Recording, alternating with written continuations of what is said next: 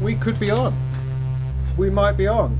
Every month where I do this, it's always a complete flipping mystery to me how any of this works, or how I actually get it to work in the first place. But never mind, we might be here. So if I can find out where the comments are now, because I seem to have lost those, if you can let me know whether you can you hear some music? Can you hear my voice? Is any of it distorting? Is the balance okay? Can you hear both? Let me know in the comments, and I'll just spend a minute to find the comments. So as you come in, as you join us here, just relax. It takes a couple of minutes for me to work it all up, just to make sure that everything is functioning. That's the main thing, and then we'll start proper in like a minute or two. Oh, there we go.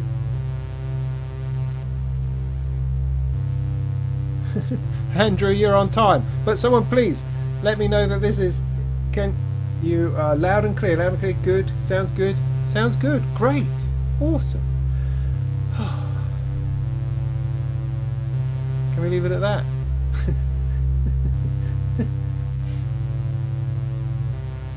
What if I do this?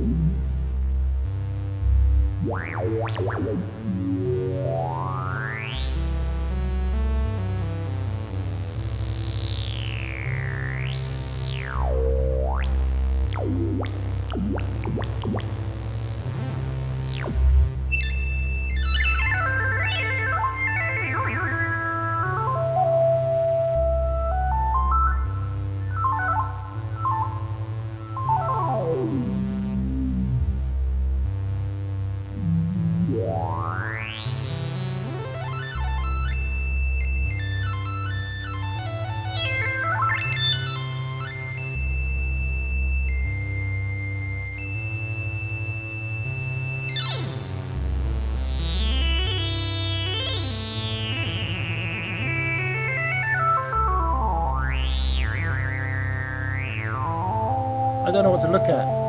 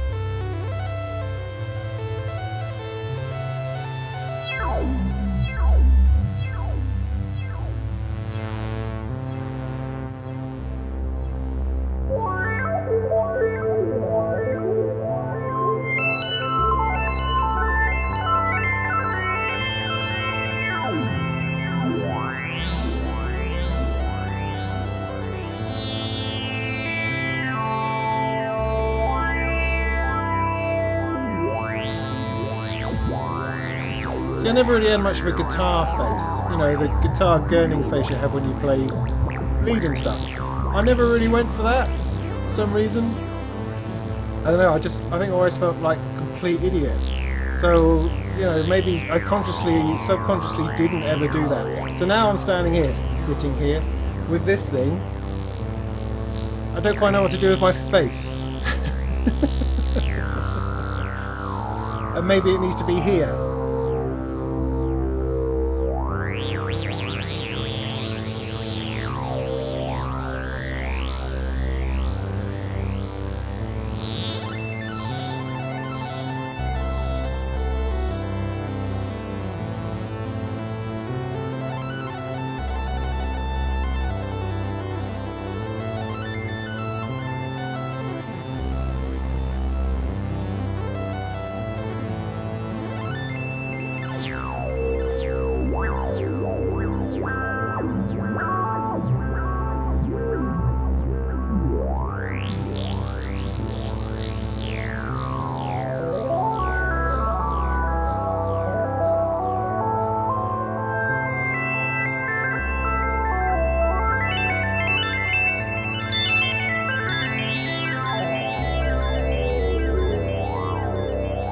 So,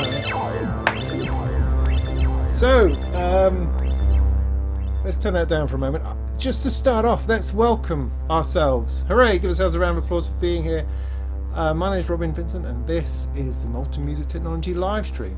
If you've never been here before, you are extraordinarily welcome. Very, very welcome indeed to join us, this happy band of happy-go-lucky happy people, chatting about synthesizers and technology and software, sometimes hardware, sometimes soft stuff, sometimes bits of gear and things that go boom, or general stuff, whatever it is that's eating away at us at this moment that we want to bring and unload and talk about. It could be questions, it can be comments, it can be mild sort of personal abuse towards one another. All of those things are fine. The plan is during the evening is that I might make some music, as I have been. That's quite good fun. I might talk about some different bits of technology. You may bring a question or a comment or a subject that you want us to talk about. That's fine, we'll do that too. Anything goes, really. It's my channel, so if I don't like what you're saying, I just won't respond to it. But also, there's a lot of stuff going on normally, and I don't always get to all of it, and that's not particularly supposed to be a personal thing. I just do what I can, right?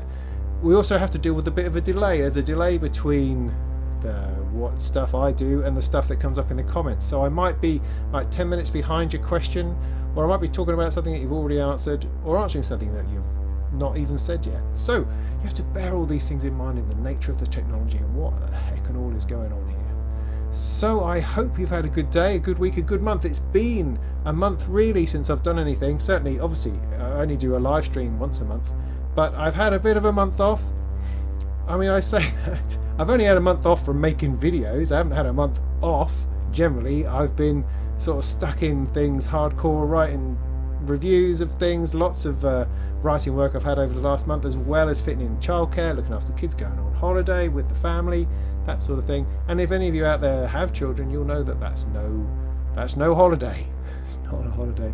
Not like you used to have. I remember going on holiday before we had kids, and it was something that was just amazing, fantastic. And you would sleep in, and you'd have wonderful, luxurious breakfast on a balcony overlooking something, or even in a tent. You'd be spending time exploring the forest and looking at the ground and just being alive and having fun. But as soon as children enter into that situation, it doesn't seem to be anything to do with you anymore. You're just there to work as hard as you possibly can to keep their lives slightly less miserable. But I've had a lovely time doing that. But now we're back. We're heading to September now, and I've got boxes and boxes of stuff I want to do. Lots and lots of stuff I want to do, which I'm quite excited about. The only chaos surrounding that is that I don't really have the time. I've got at least 3 other YouTube channels now on the back burner that I'd quite like to have a go at, because I think they'll probably be far more successful than this one. It's because this business is all far too niche. But never mind. So, how are you doing? Let me start off by kicking into the comments and just checking out who's here, saying hi, that kind of thing, and we'll start the ball rolling. And you'll also find out, if you're new here, that I just leave this thing trundling. We go on for hours. I mean, we're 10 minutes in already and we haven't said anything. Well, there you had a bit of a demo of this. I'll talk about this in a minute. So, let's have a look. Who's here? Are you all here? It's great. I have to look over here to look at the comments, if that makes sense. Yeah? Okay. I want to see this in a better way.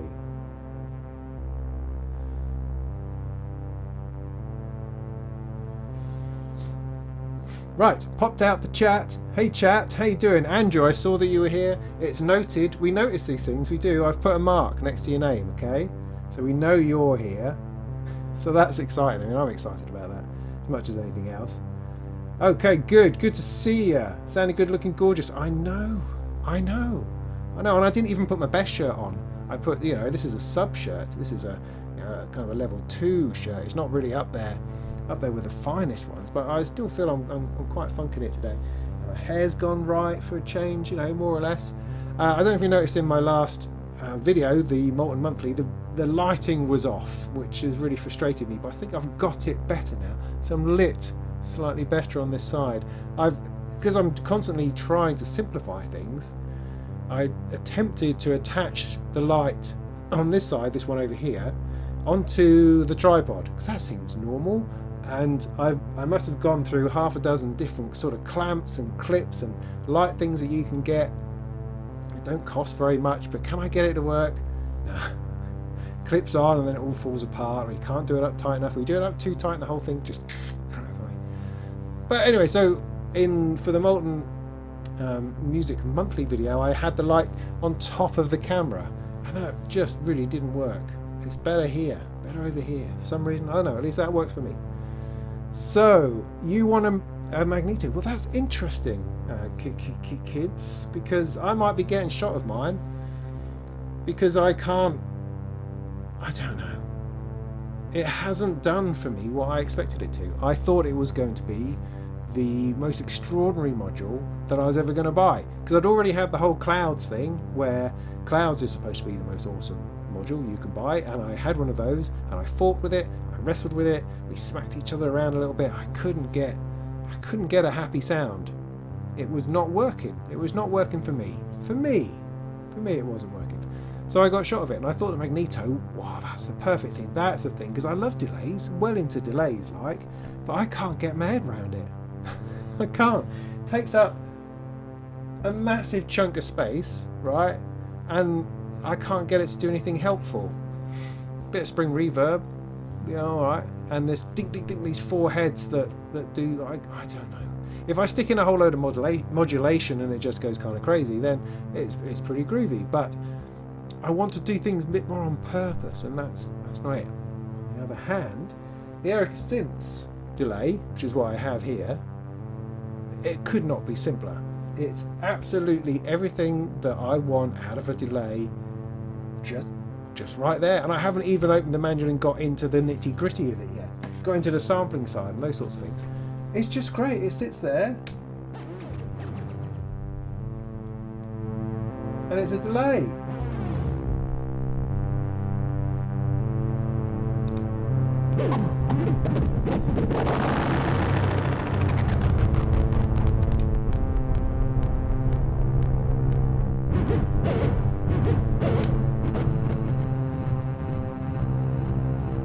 It's great. Put these things through it.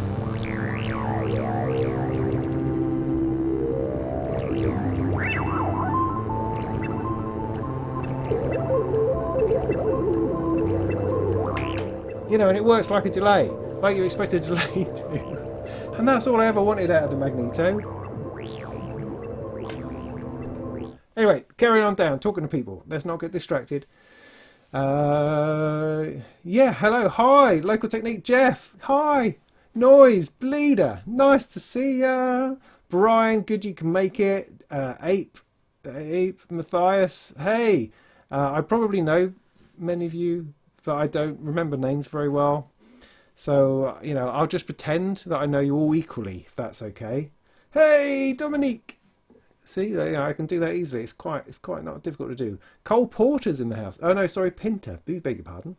Can I, yeah, as a question, can I suggest any DIY module or DIY synth from scratch which is worthwhile and not too difficult for a beginner synth DIY to do? Yes, a touring machine. Absolutely, without question. It was the first DIY module that I did. If you've already got bits of modular, then everybody needs a touring machine. It's vital. You have to have one. And the build is impressive because it's, you know, it's 2 layers of PCBs and stuff. There's a lot in there, but the instructions on the Thonk website take you by component. There's a photo of every single component going in. And so it's totally brilliant. You can't go wrong. So it takes you through, and you know, by the hand, step by step, and you putting the thing together, and it will take you a few hours, and you go at it, and at the end you've got a module which is actually awesome. So without a doubt, the touring machine, it's a challenge for a beginner, but by the end of it you'll be thinking, I can do this. And I've not found anything else which has a manual quite like it. Nothing else which has that level of detail and takes you through it like that. And so I would highly recommend the touring machine. That's this fella here, Music Thing Modular. That is your first DIY kit. Like I say, it's a challenge. I'm not saying that it's a piece of cake, it's just a couple of bits you click together. No. This is no teenage engineering business. This is the proper real job, and you'll feel afterwards that you've totally accomplished something. Yeah, do that. Awesome, that one. So yeah, there you go. As for DIY synths in general, I have no idea. Deckard's Dream, perhaps. That's what I'd do.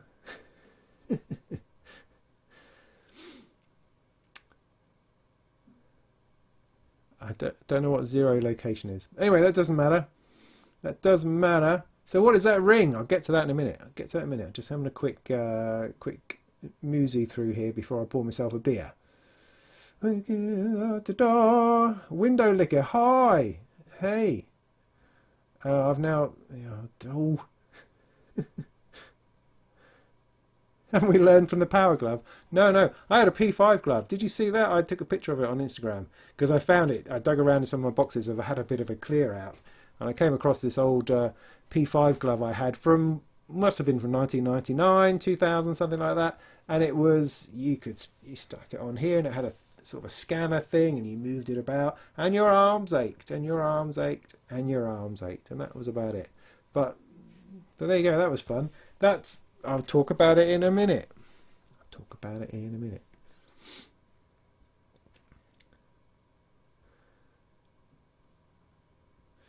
Roland D-beam. Oh yes.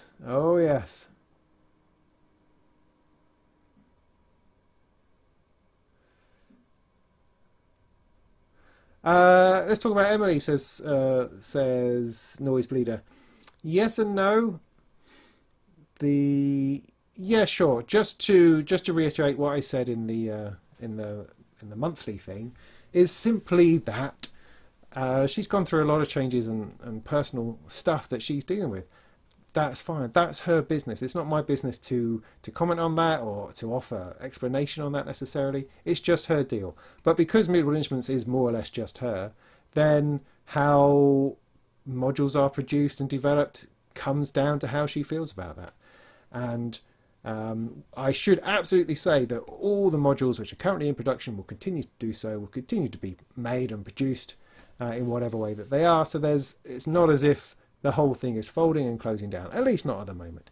All that she has actually said is that she's kind of stuck with trying to develop Clouds 2 because it's a pain.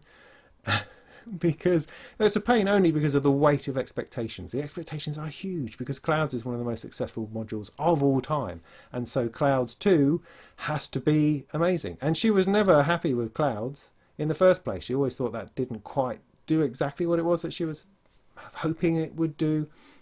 And so Clouds 2, we were all hoping, was going to be just a stunning thing. And the weight of all that, and the fact that she's stuck in an industry that knows her and knows her history, she just wants, so it seems, so what I gather from what she said is that she wants to just move on to a place where people don't know her. People only know her as Emily, and that's her, as I say, that's her business. And I don't want to dwell on all of that, but don't panic. Mutable Instruments is still there. You can still buy modules. The existing range of modules is still available. It's just unlikely, I think, that much else is going to come out of that necessarily, although someone else might take it on and it might move in other ways. Who knows what's going to happen. But the best thing is not to fret, and Emily's doing all right. She's just trying to look after herself and do what's best for her. That's what's important. That's what's important ultimately. Voltage Lab, yeah, I've ordered one of those. Did I mention I ordered one of those? Yeah, just the voice, not the whole rigmarole thing. But yeah, I'm really looking forward to that. I thought it'd be here by now, but it's looking like next month now, sort of end of September, possibly October. But yeah, I'm quite excited by that. Yeah, the Voltage Lab. It's going to be interesting because my Eurorack at the moment, I've kind of overflowed out of it rather badly. It's all gone a bit, and I mean, you should see this, right? I've also got this bit here. I took a picture of it on Instagram. Now this is all Tesseract modules. It's a mixer, 12-channel mixer. I've set it up for 8 Eurorack mixing channels and 4 line level mixing channels, so I can mix in my synthesizers. Because at the moment, this bit you're hearing That's the MS-101. Yes, it is. No, it is. No, really it is. It's this one here, the MS-101.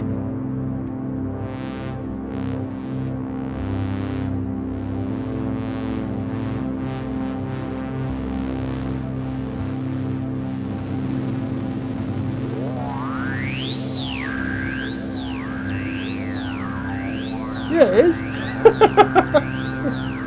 I know, it's one of these patches that I've worked on. Yeah, it's brilliant. I'm really, really chuffed with that. Anyway, so yeah, so I got a hold. So one of the holes in my Eurorack was my ability to mix anything. Couldn't mix anything together. I had little mixers like the Abstract Data one here, and I got a mute on, which really helped, and the mutes from DivKid. Both of those things, got that here, really helped in turning stuff on and off, because that's what a mute does. But the ability to mix the balance levels of sounds when performing, it was really hard. And I looked into all sorts of different mixers. There's a WMD, I think, the performance mixer, the Befaco one, you know, bits and pieces, or going external, some kind of enormous external thing. But although those are simpler, put that down properly. What's that sitting on? Something.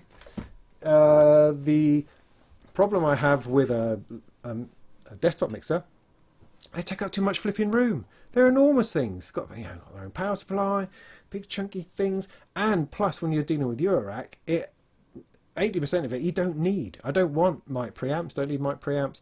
Don't need all that EQ. Not that interested in EQ, to be honest. Don't need any of that. So all I actually want is a row of faders. A couple of sends would be nice. And panning, maybe. That's it. I don't want anything else. That's it. Simple.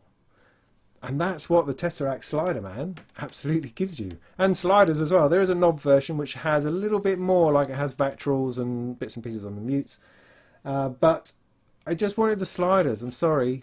I just wanted the sliders. So I wanted the sliders, and you've got a main section at the end which gives you 2 sends and stereo returns. And then they've got this blinks thing, which is this kind of a little bit silly metering thing, but it just looks fabulous. I love it. It's got different things. Can you see that on the corner there? So if I bring that in a little bit, there you go. You've got different patterns. So I think like that, and then there's one like that. Just have it over there. There's one like that. I don't know. One like, oh, that's very colourful. Look at that. Ooh. Yeah, so I thought that was fun. And the whole lot, 12 channels of mixing, cost about €360, which for 5, relatively hand-built modules themselves, is pretty decent. A pretty decent price. I mean, okay, that's maybe twice the price of a little footprint 12-channel crappy mixer, but not anywhere near as much as the things like the Performance Meter from WMD or some of those other Eurorack mixers which are out there. And it doesn't take up too much room. I mean, what I'll probably do is I'm probably going to transplant it into the bottom of this rack, into 104, and put with it the effects that I'm using. So I've kind of got a mixing and effects row. That's what I'm trying to achieve, I think. So in with that will go certainly the stereo delay and then a reverb. At the moment I'm only using the reverb from the DSP, Pico DSP over here. So all of those will go together. And that gives me this bottom end of being mixing all the sources. I think that's really interesting. Where the hell all the rest of this stuff goes, I have no idea. I think in my head I'm building towards having sort of oscillators along the top, filtering along the bottom, percussion in there somewhere, and then there's all the utility. And I need another 3 rows, I think, ultimately. Anyway, that was a diversion. Hi, Jacobite Jake. Is that a reference to the Civil War? I wonder if we're still worried about that.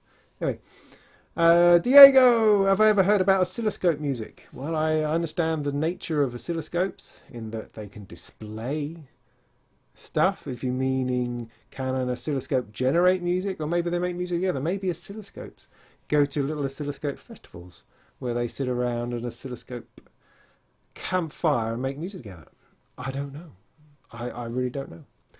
So how is a Decker's Dream coming along? Decker's Dream at the moment is stuck in customs. That's where it is. I mean, it's taken such a long time.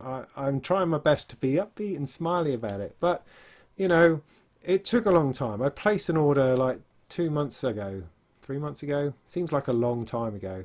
And Synthcube, bless them, I'm sure they're awesome in most respects, but they seem to faff and disappear and then bugger off somewhere and then not keep me updated. I had to keep pushing, and they said, oh, we're going to send it out, and then they didn't. Oh, we're going to send it out, and then they didn't. Oh, it's just, what? So finally, they sent all the stuff out. You know, it's all right. It's not the end of the world. You just need good information from people. And then, of course, it hit customs, and it sat in customs, and Parcel Force sent me a letter. And it's the usual thing. It's the usual thing where the world doesn't work. It just doesn't work. So I get a letter from Parcel Force saying, we've got all this stuff. We don't know what it is. Here's a form that's completely empty with nothing signed in it, even though all these bits are supposed to be filled in by the person who sent it, but there's nothing there. Right, okay, all these forms. And I've got to fill all that in with things like ORI numbers for the company, if I am a company, and I can't remember whether I was a company or not, or whether I was a person.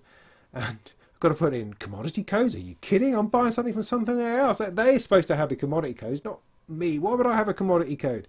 Anyway, so a horribly complex sheet of stuff. I filled in this, I filled in that, took photos of this, had to print out orders and receipts, stick that all in it. And then I went to the post office and ordered post-it because I wanted to send it signed for delivery, and the post office was broken. They couldn't get their printer to work. So after faffing around for 20 minutes, they said, look, we just can't make it work. So you can't put a stamp on it. No, because we need to print it out. If we don't print it, it doesn't exist. Right. So I came home and I sent them an email saying, could I just email this stuff to you? And I thought, well, I need to know now, really. So I then phoned up Parcel Force, said, could I email these forms to you? And they said, no, certainly not. No. Because we sent you a letter, you must respond with a letter. I went, right, okay. So I then sat down and went through the paperwork again, make sure I had everything. And then I got an email saying, oh, yeah, you can email it across. What? So, I scanned it all in and emailed it across. So they've now told me that it's now on its way to the local depot. When they get to the local depot, they'll send the boys round in order to take half my house in order to pay for the tax and import duty. So I'm looking forward to that on Monday, I expect. And then I will have, supposedly, assuming Synthcube have done their job, which they hope they can. I mean, my confidence in their level of reliability is kind of a little bit up and down. But hopefully it will all be in there and I can start. But before I start, I do have 1 or 2 kits to do first. I want to do one of the Bafako kits I've got in order to test all of the camera positioning and bits and pieces. I want to do that. That's going to be early next week. Then I want to do the pulses. Is it? Oh, wow, that suddenly got brighter over there. The pulses from for the Touring machine, an extra bit for the Touring machine, which has got all this surface mount stuff on it, and I want to do that too in order to practice a bit of surface mount. Though I did watch a video of someone doing the surface mount capacitors on a voice board for the Decker's Dream the other day, and it didn't look hard. No, it didn't look hard at all. So I'm quite encouraged by that. But this ultimately, Decker's Dream is going to be a bit of a September thing, I think, / October / January. But there we go. Can I do some budget videos on budget DIY? Well, I'm going to do some more. As I just said, I'm going to do some more DIY stuff, but it's modular DIY is what I'm interested in. I'm not so interested in DIY synthesizers as such, because I don't really need any of those. I have a couple because I'm interested in them and I like them very much. They're a good diversion from this, but my focus is much more on the Eurorack as far as DIY goes. But yeah, I'm open to anything. But you know, if you've got something in mind, let me know or send me one, and I'll give it a go. I will give it a go.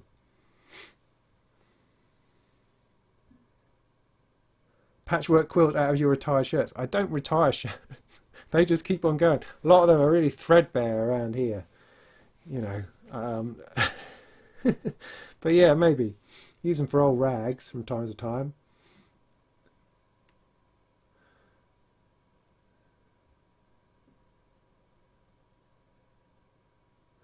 Okay, let me try. Someone called D. Hi D.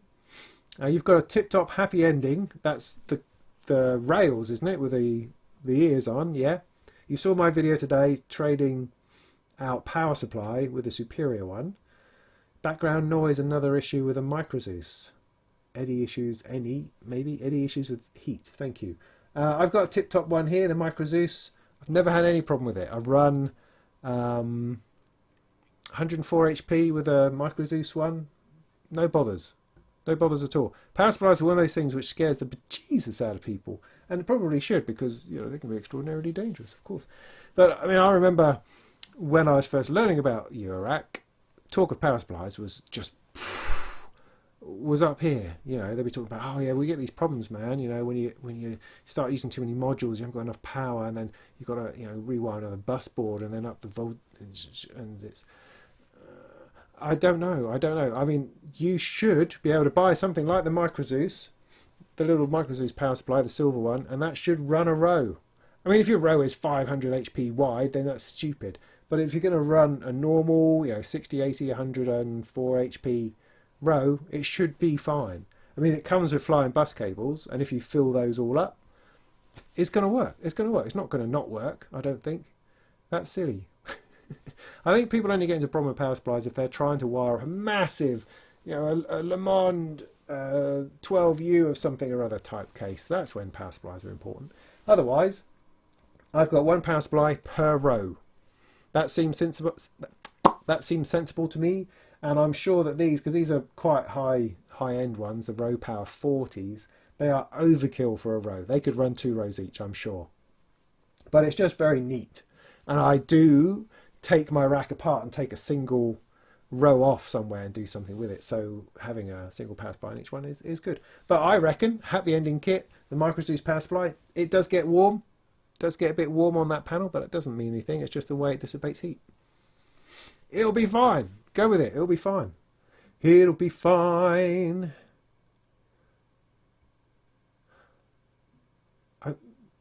What? Anyway, okay, so question marks, Rainmaker. Ooh, everything's jumped again. Why does it do that? I need to get to the bottom of that one of these days. Get to the bottom of that. Oh, look, somebody said hello. Hang on, working my way back up because my page just threw a wobbly at me. Magneto, too untamable. Yes, I'm going to stop in a second and we'll talk about something, but I'm really grateful for the amount of commentary that I get because it's great. I love interacting with this kind of stuff. My voice is starting to go. So, today's beer is Elvis Juice by Brewdog. I bought a big crate of Brewdog. I've had it a lot lately. Took it camping, but didn't drink a whole lot of it. So I'm just trying to get through it, which is not doing my waistline any good. But Elvis Juice from Brewdog is a grapefruit infused Indian pale ale. So I'll have a bit of that, I reckon. I might even pour it out. I might pour it out so it don't look so bad.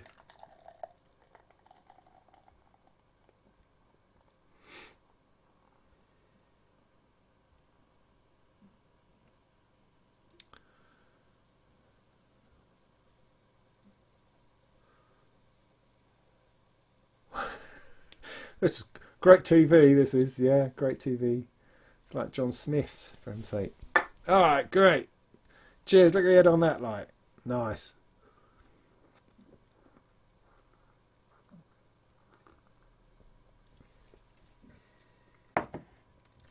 It's alright, that. Yeah, it's alright. It definitely tastes of grapefruit. It's not, I mean, I'm not a big on sticking fruit into your beer particularly, but that's kind of nice. Before I forget, I need to give a wave and a shout out to Nathaniel if you're out there. Thanks very much for tuning in and watching my videos, mate.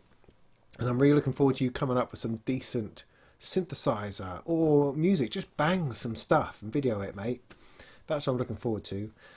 Send me some of those and I will share those around the place. And in the meantime, just keep working on the Peppa Pig. You'll get there. I promise. So, what were we saying? Z5000 Mark II delay module. Interesting. I haven't looked at that one. I don't think. That's not the Z4000. That's a DS. No, the Z. Oh, I've forgotten. It doesn't really matter. well, a mimeophone isn't going to be on the cards. No, I quite liked the mimeophone. I was impressed by what I saw on the demo videos. So, no, I would like one of those. Certainly to try. I mean, levels of complexity, yeah. No, I mean, the thing with Make Noise isn't necessarily the complexity. It's just the bonkers way they talk about it. So once you've kind of got yourself behind the hipster speak, as it were, then it's just a delay module with its zones and its this, that and the other. It's just a delay module, and I think I can handle that, and it has some interesting things going on. So yeah, no, the jury's out on that, although I did think the same thing about the Magneto, and then I didn't get very far with that. So I do not know. Hi, Molt from Denmark. Hi, how you doing? Omri, good to see you. Good evening, Ken. Lovely. Chile, all the way from Chile. Good Lord, how are you doing over there? You all right? Are you drowning in the smoke from the Amazon? You know, it's wafting down a bit. How awful is that?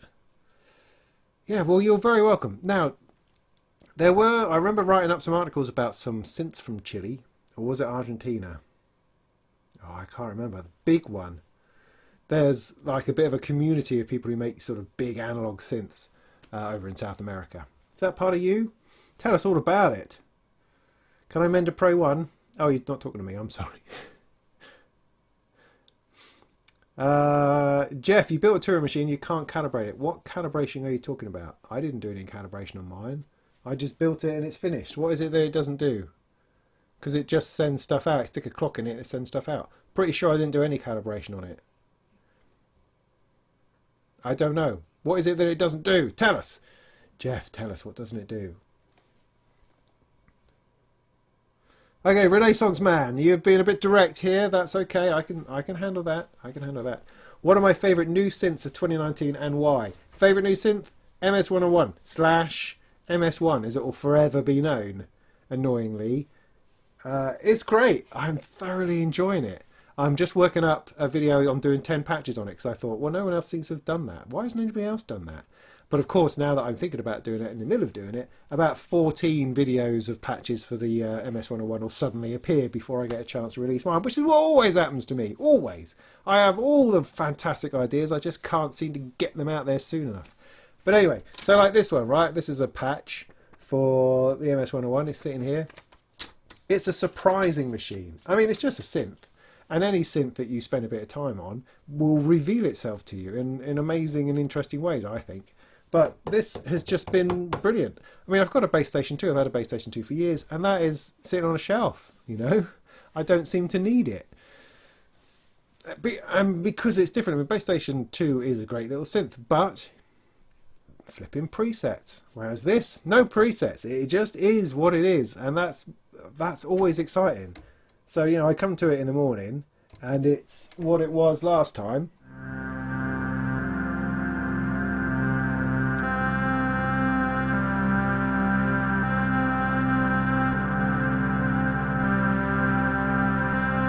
And it's just beautiful. I mean, of course, this is a particularly paddy sound to come up with, but it's a monophonic synth. It shouldn't have any business being this sort of thing.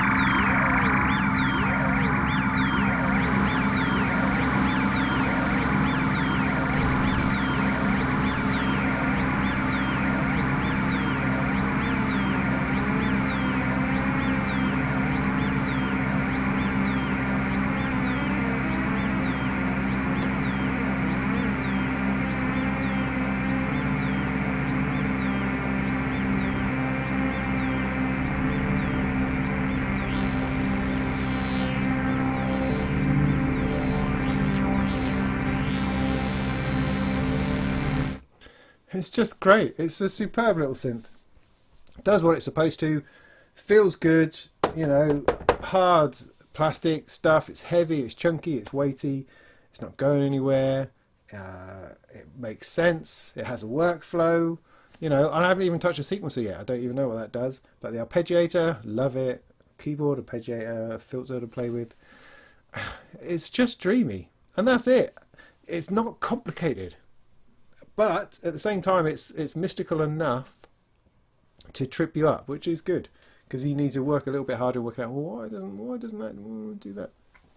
Now, there are plenty of others to choose from now. Things like, I mean, if we're just sticking with Behringer, I mean, you've got the Odyssey and the K2 now just winging their way towards us.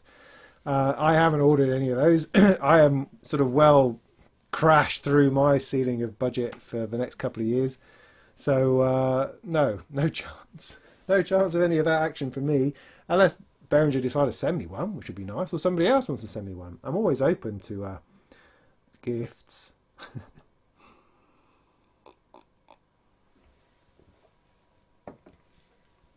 But for me, that's been personally the most satisfying thing I've played on in ages. Other things, I mean, there's things like the Korg Prophecy, which I think is awesome, the Moog 1, of course, and the Moog Matriarch.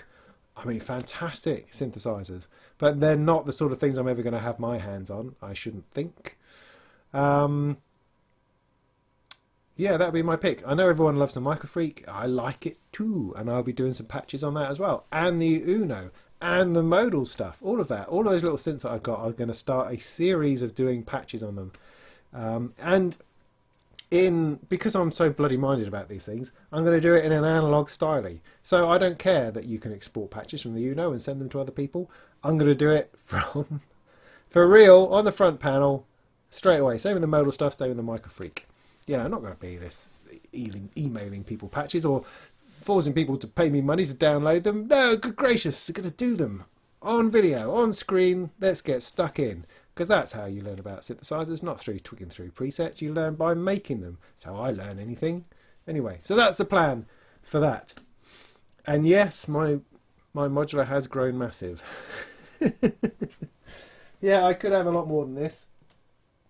But, you know, some of it, often the larger pieces have been given to me, so I'm very grateful for that. But yeah, I've put in a fair bit of money, or the Molten, because Molten owns all this. I don't own any of it. It's all owned by Molten. They've put in quite a few pennies. Yeah, that's true. But I've sold stuff as well. I mean, I used to, you know, I've had to move stuff through in order to pay for these things, and that's all right. That's all right. I'm sitting here kind of on a stool, and there's nothing else now in the entire place. Nothing else. Do I plan to get any Buchla or Surge? I would be interested in some of the red panel Buchla, some of those reissue things. I mean, I've got no plans at all to have a different sort of modular. Eurorack seems to be the sweet spot for where I want to be. I mean, I'd love to have a 5U Moog thing, because the size of the knobs and stuff is so fantastic. I mean, having a look at when I saw Stroma in Thomann, and they were playing on the Model 15, is it? Something like that.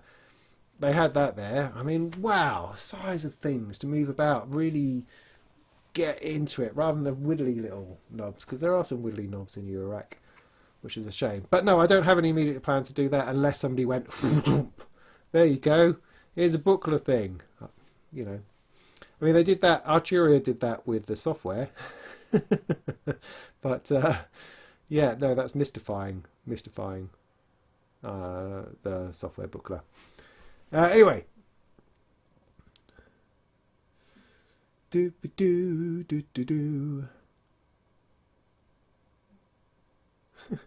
don't think Mutable Instruments dropped the ball. She just has other things to do. Hilarious. Anyway, the AE modular, yeah, it's interesting. I mean, Tuesday Night Machines fella has been doing a series on that, and which is really great. Really great. It's a fast. It just it annoys me that it doesn't look engaging. Although I know it is, if you know what I mean. But yeah, it's interesting stuff there. But I'm happy messing about with this at the moment. Messing about with this, okay.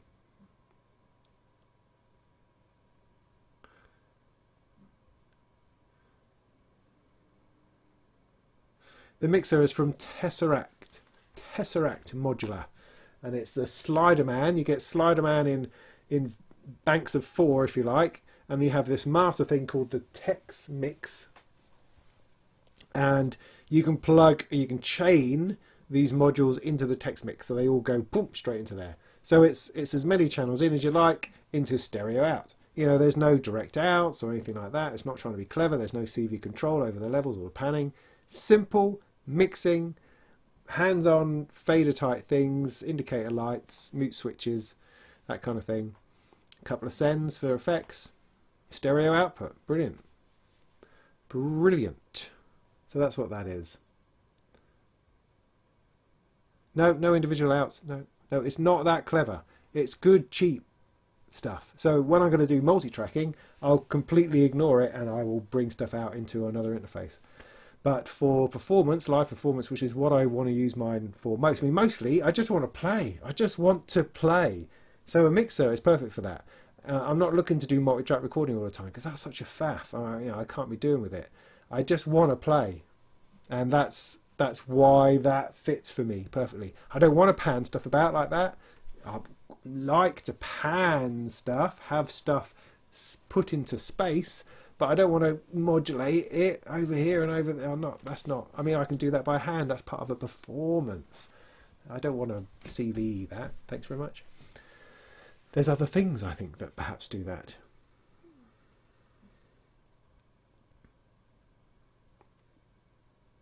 Yeah, a bit of Knight Rider in those things. They are silly. The blinks thing, that is a bit silly, but it's lights. It's flashing lights on your modular. What's not to like about that? Which reminds me, I should put me things in somewhere, like there.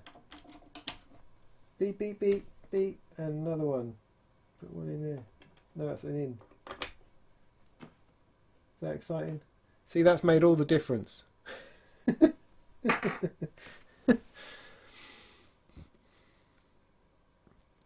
Okay, so how far behind am I now?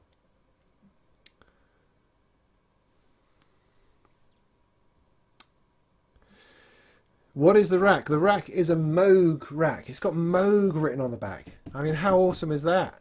It's really dusty. These are 104 HP Moog boats.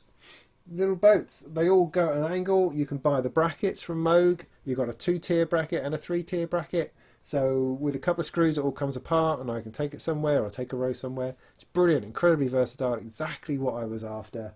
And I filled it to overflowing, which is sad. But I'm working on, sorry, the lights in here go strange. Working on some solutions for another case and bits and pieces that will come along at some point soon. So yeah, that's what that is. Very good. You can also now, of course, buy a Behringer version of this exact thing. Don't know if they've done a bracket. Don't think they've done the bracket, but for about half the price of the actual row. So Behringer do one of those as well. I don't understand why they don't do a proper case yet. I imagine that's something that will come. Oh, did I get to the bottom of the list yet? No. Okay. I've talked a bit about mixers and synths. Yeah, I mean, one of the other reasons why I got the Tesseract thing was because I was making those little videos about the 6 synthesizers on a table, you know, doing the ARP and doing the drone. And I've got this little Gearful Music mixer, which has just about enough channels.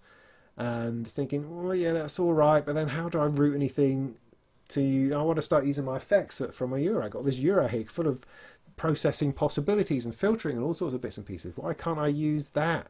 But the desktop mixer I had hasn't got sends, or it didn't have any returns. I could send, but I couldn't get any channels back in again.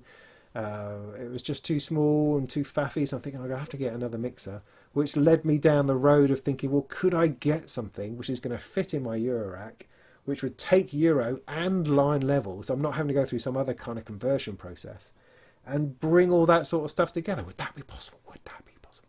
And that's what took me on this journey to find Tesseract Modular and their Sliderman stuff.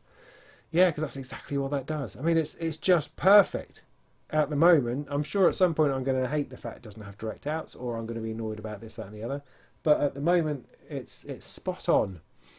Spot on. Otherwise, I find them really very, very annoying. Mixers, I mean.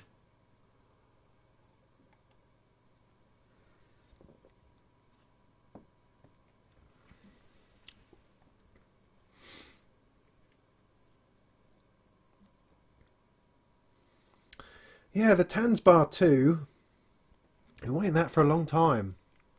There's a lot of things, a lot of stuff like that happens where you see something at Synth Fest or at Super Booth or at NAMM, these things that get a little bit of an early preview and then just vanish. It happens a lot to drum machines. Drum modules, there was stuff from Steady State Fate, I think, and WMD, some drum modules from them that have never appeared. There's the big sequencer from Pittsburgh, never appeared. You know, the Tanzbar hasn't come out yet. The Pulsar 23 we're still waiting for from Soma Labs. Lots of things that we get tempted with early on that may or may not appear. That is just one of those things that we have to deal with. Yeah, a lot of love for the AE modular. That's really cool. I mean, I know he's worked really hard on it, and I think that underneath the veneer is an awesome little project. Little product, particularly for the budget end of things. And the sound, I mean, they had their stand was next to Instruo at Super Booth, and I spent a lot of time on the Instruo stand because I love what they're doing. And next door from the AE modular, this enormous sound was coming out the entire time. They're really banging it techno the whole time, so it can make an extraordinary sound, I have to say. Oh, jumped again. Somebody asked me again about the Direct Decard's Dream. I kind of already covered that. It's in customs, waiting for it to turn up. The component parts, I mean, still waiting on them to turn up. Still waiting on them. A few more thoughts on Behringer then, as somebody is asking, as I'm getting towards the bottom. Behringer, they're my favourite group of anything, really. No, I don't know. My view of Behringer changes and evolves over time. Back in the day, I used to sell their compressor, the compounder, I think it was, day in, day out. Fantastic thing, that. Behringer compounder. Is that right? I don't remember. Anyway, no problem. 150 quid, compressor, dual channel, send it out. No problem. They'd never come back. They'd always work. Then later on, it all seemed to go a bit flat. It all seemed to collapse and be a bit crappy. Cheap stuff, crappy stuff. Since they started down this synthesizer route with the sort of people they've brought on board, the sort of things they're doing, and the quality of stuff, I mean, the Deep Mind, I thought was a tipping point.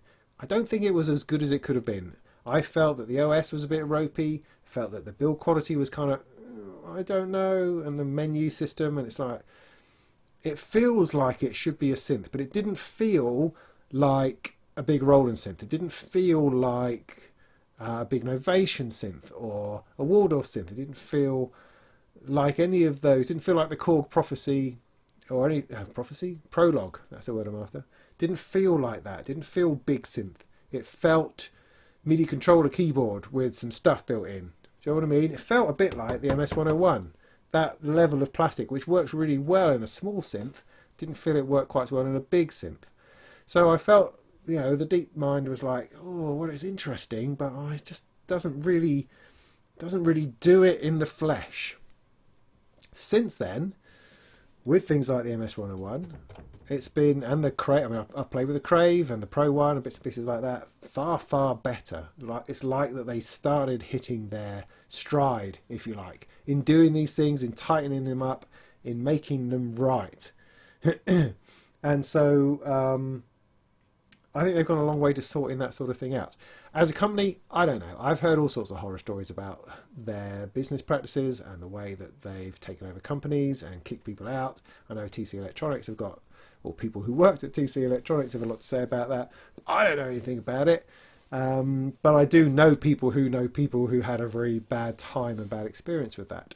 But I don't know. Business is business, I guess. As far as cloning stuff goes, I don't care. You know, I mean, this is a Jupiter 6 filter. This is a Prophet 5 oscillator. You know, all these things are stolen from other places because it's cool and we like it and it's vintage and it's modular and it's bits and pieces from here, there and everywhere, inspired by this, that and the other, you know. So Behringer do that themselves. The result of that is that they've been, you know, set a community alight with the fantastic products that are coming out that we're going to get our hands on. There's no way I'd ever be able to play with an ARP Odyssey for real. I'd never get an SH-101. You know, last time I played on one was in 1998, I think it was. No, 1988. Get it right. 1988. And so it's amazing that I have this thing here. Absolutely amazing.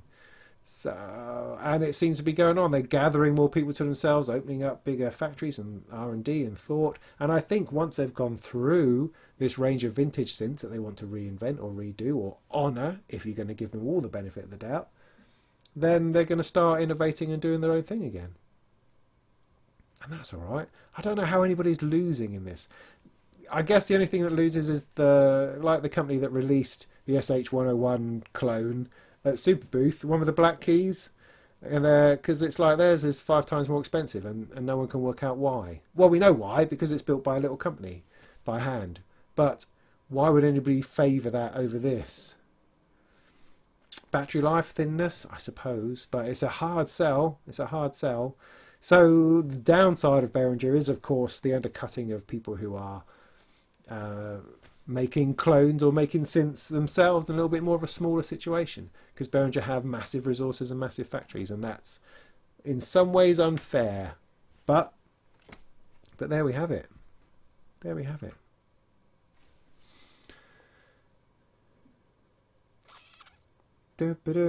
Composer, thank you. Is that what it was? Where's the Pittsburgh Modular Lab thing? Yeah, it's a bit behind. I think it's, I say, end of this month, early October. I think we're expecting that.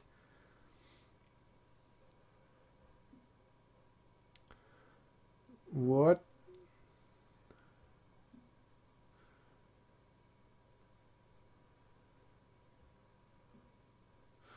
Turing Machine, the permutations from Grayscale. There's quite a few other probability-based modules out there, and I'd be interested in them all. There's that one from Omsonic, the stochastic generator that I had in the Molten Monthly this month, which looks brilliant. A bunch of sliders for different notes. Move the slider up, and the more likely it is that that note is going to play. Wow, I like the idea of that. Oh yes, like the idea of that. So I do like those things. The Turing Machine it's just its simplicity, and it just generates good stuff. I mean, you pair it with a quantizer, and it's incredibly musical. Or if you don't, it's still musical, just slightly in a different way. DeepMind 12 is amazing. There we go. Another view. That's great. Another view. That's what we like. Did you build power supplies? No, don't build power supplies. Buy power supplies off the shelf. Don't blow yourself up. Don't think, oh, I'm going to DIY a power supply. Why do that? Why mess about with that? No, buy a power supply. Buy a power supply, man. Don't do it. Or buy a case with one built in.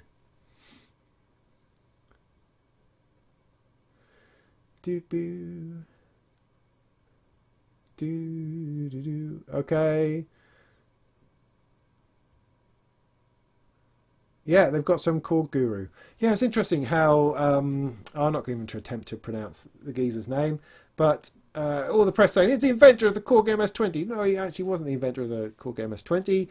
The synth legend, Japanese synth legend, whose name I can't remember either, before him invented the MS-20. What this guy did was take that circuitry and put it together and assembled the MS-20. So I guess, building upon the designs of the circuitry, he put or invented that configuration which created that synthesizer. I guess that's what happened.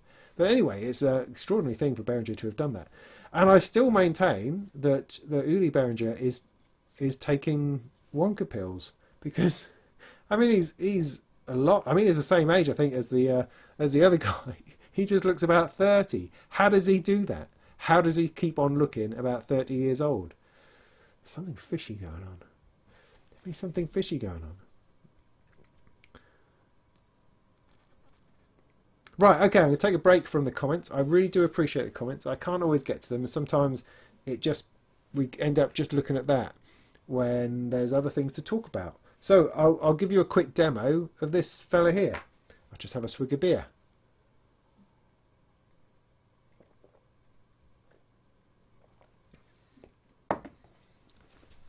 So this is the Genki Instruments Wave, it's called.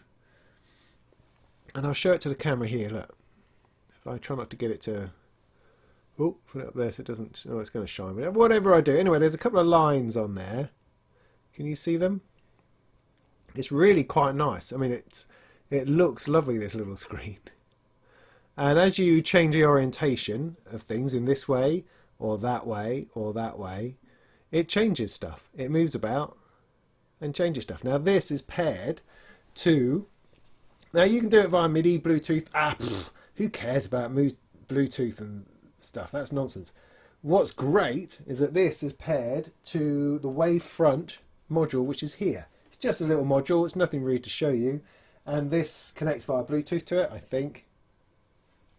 And you've got a number of outputs. I haven't worked out what all the outputs do yet, but essentially they generate CV.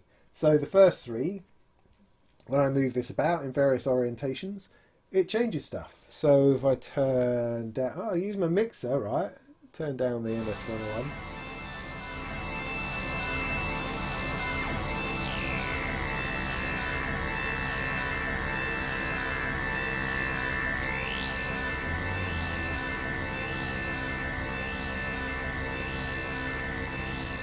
Now I'll take the delay out of the equation. I've just got this oscillator here, the 3340 playing, and I've got, let's take that bit out, I've got the Jove filter here, and I've got to remember which orientation it is that affects it, that one I think.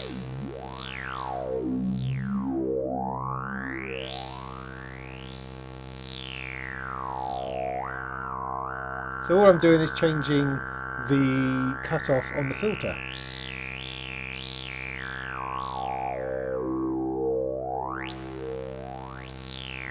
The response is great. It's there. It's playable. Do you know what I mean?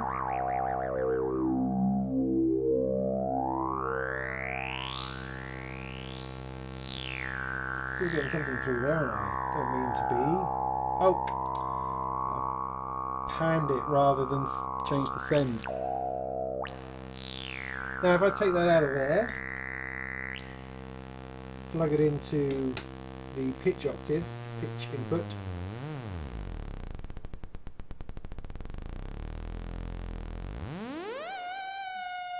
so theoretically I could play a tune.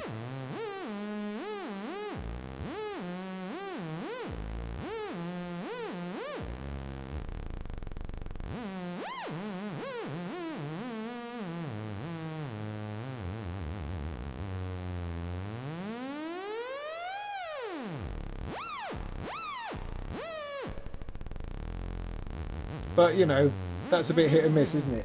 If I changed it for a different orientation,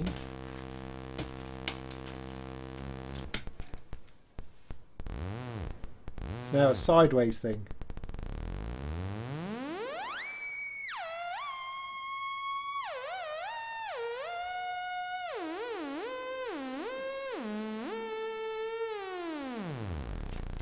So what's that one then?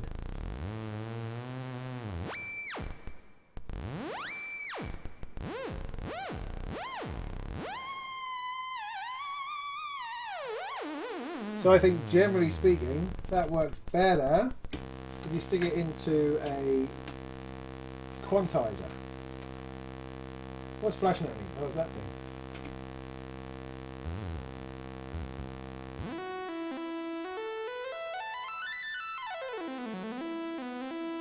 So it's basically a theremin, says Ken. Yeah, well it is, but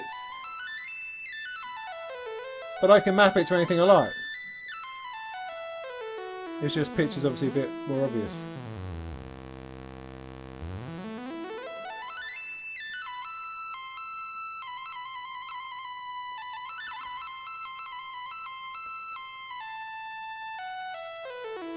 And if I put that back into the filter,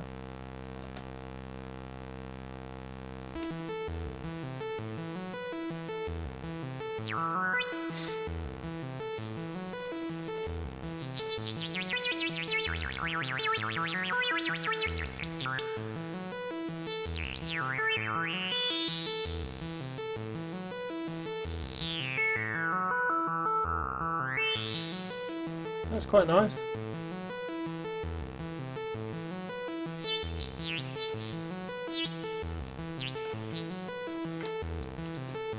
Put something else into the resonance.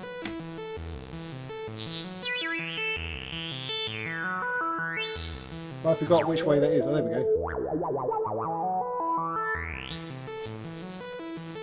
Bluetooth, I think.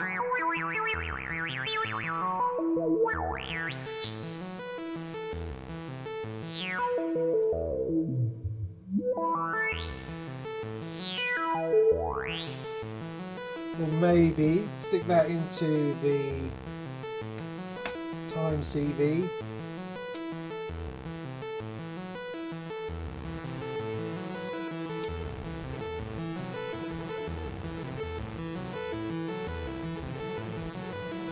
Put it in tape mode. Oh no, I'm scratching. Oh, that's terrible.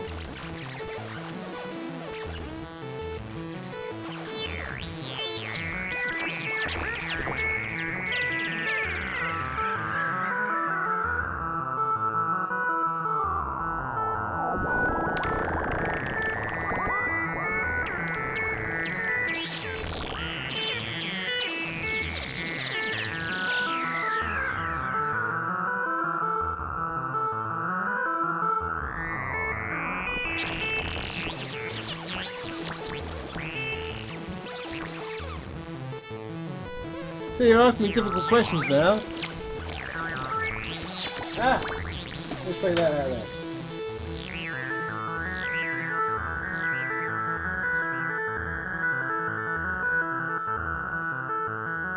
So how does it work out where the middle is? I have no clue. So, I mean, you've got this cross on here. So I can... So I've got a dot telling me one orientation. And I've got these, so I've got two things which are moving, and I've got a dot within one of them as well. So I can orientate it, is that a word? Orient it, I don't know, like that. So I know that that's the middle.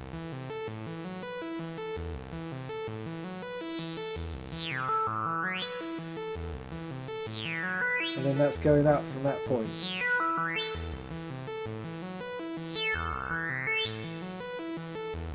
I mean, I don't know, to be fair. I haven't looked into it deep enough yet. I haven't done like a full review of it or anything. I've just, this is like the second time I've played with it.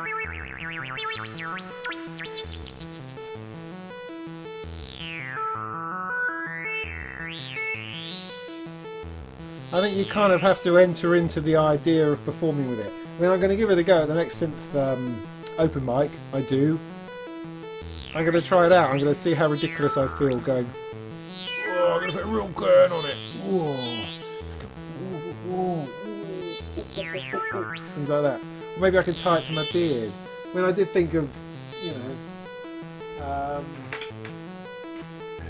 what am I thinking? Yeah, what you do is you tie it onto something. Then there's your modulation.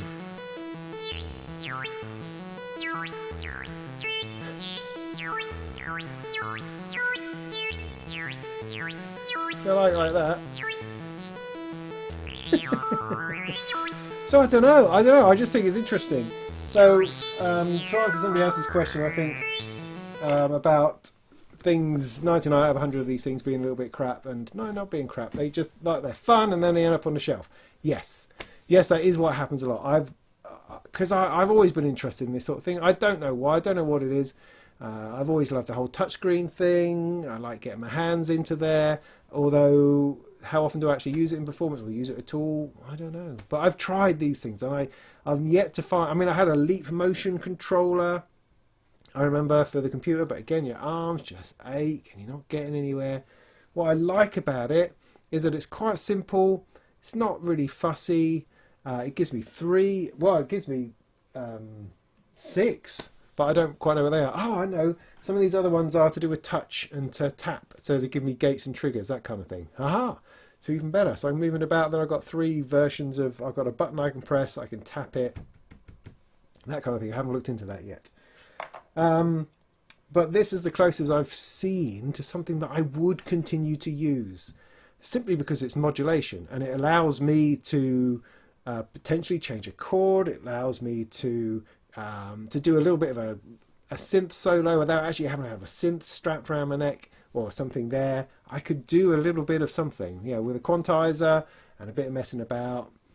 It's good because it sounded all right, didn't it? I mean, the stuff at the beginning of this thing with this going on and this going on, it was passable. I might have another go at a bit of that at the end when we get there. So yeah, I think it has potential. I think it has potential. I don't know if it's going to help me in recording music particularly, but for live performance, it just could add something.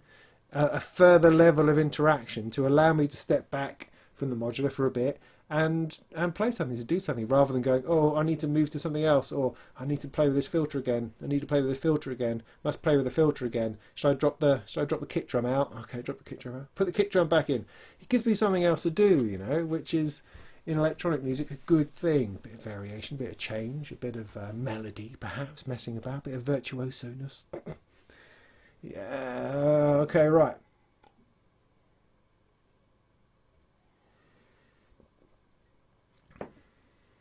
Yeah, ambient music, very much. Drony stuff, like I did at the beginning. Fantastic. How does it figure out its position? Oh yeah, I talked about that. I don't really know. I don't really know. It's called the Genki Instruments, or it's Genki. Genki Instruments. It's like a Wii remote. Yeah, why not? Can multiple rings be used at the same time? I don't know. How many hands have you got? 2, I suppose. Don't know. Google it or something. I'll do a review of it. I'm planning definitely to do a review on this. But I mean, as I say, it's really designed for MIDI. It'll Bluetooth to your computer and you MIDI all day long, all day night, all that kind of thing. So, I mean, I'm just taking a different tack. I really wanted to do the whole stuff in CV because I get in computers, it gets bored very quick. So, yeah, I'm going to stay out here. So I'm going to do a review on the whole CV side of it, which I think, for me personally, is more interesting. It is all about the face. Yeah, well, there's some virtual reality Ableton Live stuff going on. But it's all arms. That's the thing. It's all achy arms.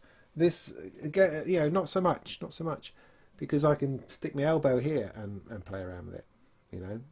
Don't have to do big sweeping things. It's like the Mew Mew gloves. I was going to say Uriah Heep. Imogen Heap's gloves. They're great, but you have to really, I think, enter into those in a big performance way. I think I can get away messing about performance way with that. Slightly less self-conscious, I think.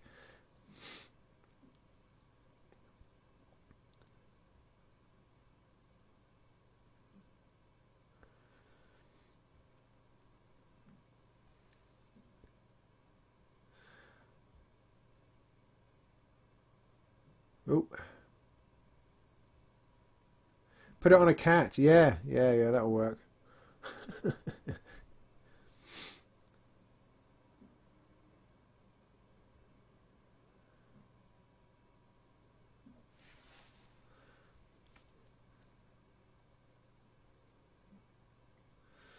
Yeah, I mean, there's a competitor out there who did a lot of videos at NAMM with lots of very famous keyboard players.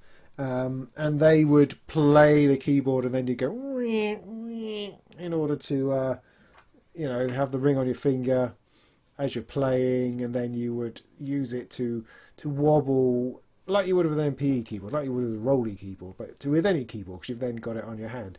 And that's I guess a possibility for it. It's just a matter of setting it up, making that work. So yeah, I've got it stuck now.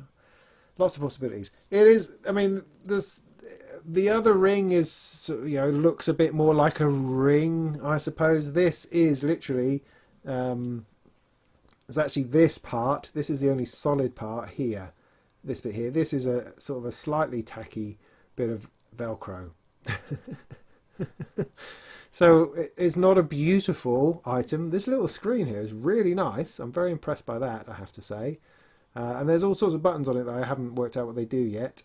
But as far as how it connects on your finger, it's a little bit, oh, yeah, okay, that kind of works. And also, it doesn't have a charging light. So you plug it in to USB and it just sits there dark, staring at you very darkly. And you go, is it working? I don't know. And you just have to come back later and hope that it does. So yeah, so cool, that's that then. So that's the Genki Instruments Wave. I don't know if they're generally available. I got into on the Kickstarter thing and I got it just before I went on holiday, so that was the end of July, early August. So it's been around for about a month, and that's about the second time I've played on it. So simple, so easy, just stick CV and stuff and move your hand around. Great. What should we talk about now? What else did I have on my list? Anyone remember? I'm sure you've all asked really intelligent and deep searching questions further up, but I've kind of skipped past that now. So if you did have a question that I haven't answered, or a comment, then do throw it in again now, and we'll have another go. And I'm in danger of opening another beer.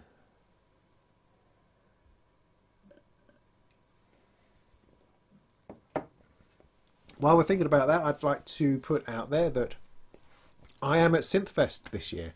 I am there officially with Sound on Sound at Synth Fest. It's in October. It's in Sheffield.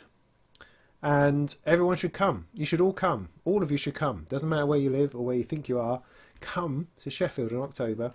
I hope it's October. And I'm going to be doing a seminar on how to get into Eurorack. Oh, yes, I am. It's awesome because... Well, it's awesome for a whole load of reasons. It's awesome because that's the first place that I learnt about Eurorack was Synth Fest.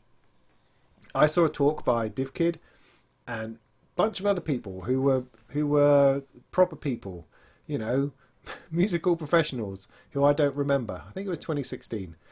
And it was in the main hall and they had this sort of Q&A talk about getting into Eurorack, and I was completely baffled. I sat there listening to this going, I don't know what they're talking about. And they talked about power supplies, they talked about voltages, they talked about all this complex stuff. And I'm just going, ooh, wow. I'm going to have to find out what this means, because if this is the intro to Eurorack talk, then I cannot be alone in my bafflement. There must be other people sitting here going, what are they talking about? Don't know what they're talking about. So that was me. And it wasn't that they were saying anything wrong. It's just they were people who knew what they were talking about it between themselves. And so if you didn't understand the language, if you didn't understand the science, electronics behind it, actually, it was crazy. But I knew, or sensed that there was something really interesting and exciting in here. And the conversation would hit on things. You go, right, yeah, no, I understand control voltage, I think, to a degree. That's, yeah, okay, I remember seeing that. I remember how that works a little bit. And patching, of course, yeah, I understand patching. And I understand synthesizers, of course I do, which of course I don't. Didn't realise that I had no idea how synthesizers really worked. I'd just been messing about for decades. And it wasn't until I got into Eurorack that I really started to understand what it's about. So I'm coming back to it 3 years later, I suppose, and I'm doing the seminar. That just fills me with absolute joy. There's something very karmic about it in Synth Fest, sowing the seeds in me about Eurorack Modular, and then coming back and being able to give back, to be able to help other people along the way, which has always been my mission. Because what the inspiration that I got from that Synth Fest was partly, wow, this is great, and also there's a real need for someone to try to explain it. And I felt I could do that. Because at the time my YouTube channel was all right. It's bumping along, stuff about surfaces and doing reviews of audio interfaces, that kind of thing. But I was kind of on the lookout for doing something new and interesting, and it jumped up and I thought, I could do that, let's do that. And that's been a remarkable journey, and I've shared that journey, and that seems to have really resonated with people. So I'm dead excited and dead chuffed to be asked to give this lecture. We sit here and talk about this sort of crap for a couple of hours, so I could easily fill an hour seminar. Easy. No problem. No problem.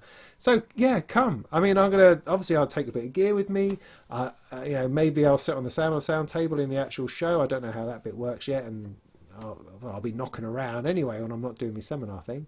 And happy to chat and to talk to people and to stand around awkwardly going, oh, you're that bloke off the telly. That kind of thing. That would be great. So come, check that out. synthfest.co.uk. It's in Sheffield, as I say, in October. It's on a Saturday, just one day. And it's part of Sheffield University. It gets packed full of all the manufacturers are all there. And there's seminars and talks from all sorts of really cool people. And me. So, people have been shouting at me. A couple of people shouting, Jim, good to see you. Nice. Fan mounted, what's that? Do you vent? Do I vent my Eurorack? No, I don't. Should I? Should I? No, I don't vent. I mean, I've got three individual rows. They don't seem... Oh, look, it's a bit warm at the back.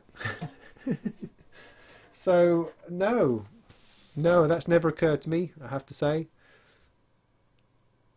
And it seems to be all right. It's not caught fire, and I often leave it on overnight by accident. Well, or if I'm trying not to ruin a patch that I've just come up with. Saving a patch means leaving it on overnight. Basically, that's what that means. How long does the power last? What are we talking about? Oh, are you talking about this?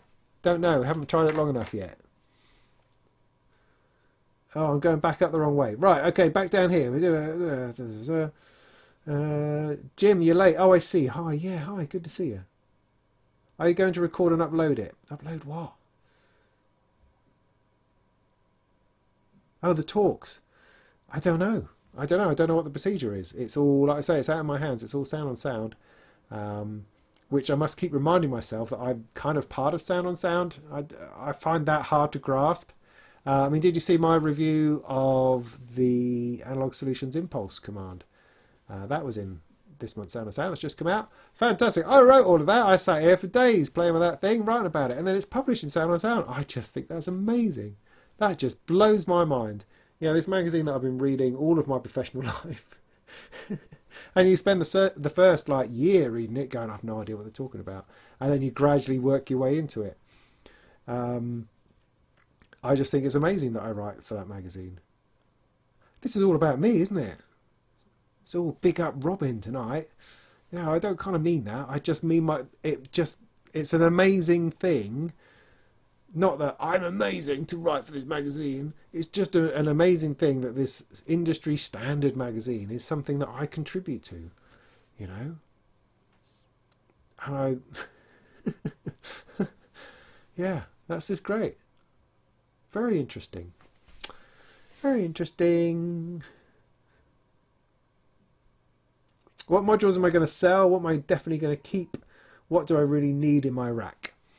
Well, I don't know if you've noticed, but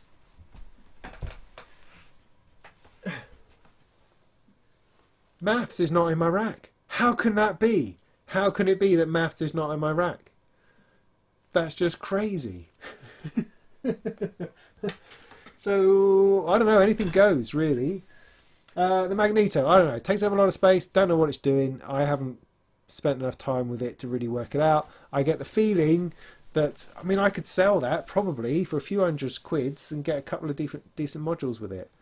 Something that I'm really, really going to use. Because I don't want to kid myself or waste time in areas that are not rewarding me. Does that make sense?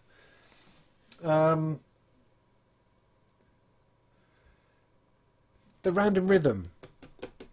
Not sure about that. I understand what it does. I did a review of it and I thoroughly understand it. I know what it's trying to do. It's got a lot of good things going for it and I can enjoy playing with it. But as far as running the drum part of my rack, I feel I haven't aced that yet. I haven't worked that out. And the random rhythm can be great, but it's also sort of limiting. I mean, it's great at clock dividing and it's great at giving you a kick and then rattly bits. It's just, I don't know, it's hard to explain. It's like a really useful thing that I can't quite make work for how I want it to be. And I keep seeing all these other people with Euclidean rhythms, you know, VMPD's, Vladimir's Euclidean rhythms, Euclidean circles, sitting there with the 3 dials and the light up thing. And I think, well, maybe I need one of those. But then I think, well, then everybody's running one of those, and aren't I just going to end up having a similar sort of pattern to everybody else? Then don't I want that? I don't know. So then I look at things like the pulsar. Maybe that would be good. So it does a similar sort of thing, but in a different way, and so it's going to add a different flavour to it. But then it doesn't have the 3 knobs quite so accessible. So I've been looking at drum machines. I have pre-ordered an RD8 because I think that's going to end up being a future classic. And it's just something that I'd like to have, like the SH101, like the MS-101. You know, I think of all the synths that Behringer are purporting to do, those are the two, this synth and that drum machine, that I feel are the sort of things that you could hang on to forever. I don't know why. I just feel that it does. And I've not found another drum machine. Well, there's plenty of drum machines out there. I've just not got anyone to give me one because I really have no more money to do it. You know, I'd put something set aside for the RD8 and that's gone now. And I would love to have some other drum machines to play with, or some sort of Eurorack drum solution, something like the Endorphin, the Black Noir, or the or some of those little proc ones, the ones you get from Thonk with the 4 lights on. Can't remember. Anyway, bits and pieces like that. I'd like to build a proper percussion thing for my Eurorack and a way of running it, a way of programming it that makes some kind of sense to me. You know, I'll be waiting for the people who did the acid. I'm not making any sense. What's it called? They did a sequencer that's based on the 303. 2 women. They're called the acid something. Can't remember. Anyway, they're working on a drum trigger thing as well, which I think looks great, but it's quite big. Oh, blur. I'm just sort of... Blur. I've lost my thread. But anyway, so we're talking about things we don't need.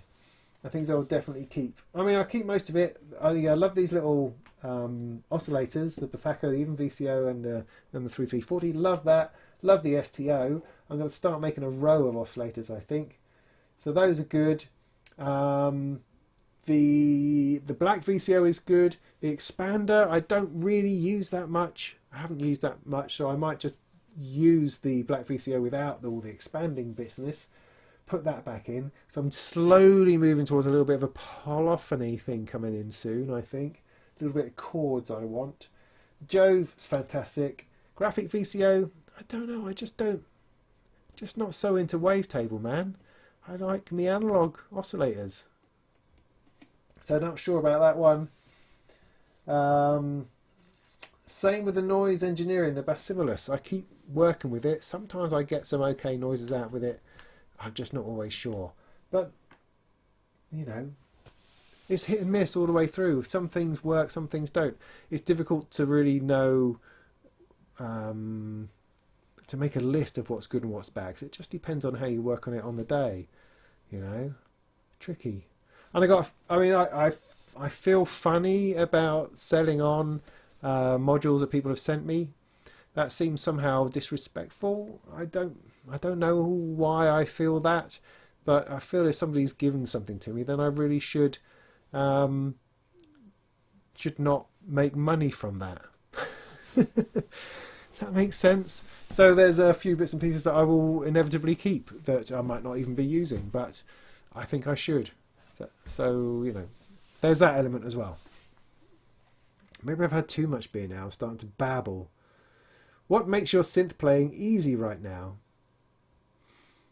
Anything recent that ties things together? Yeah, the little mixer I've just got.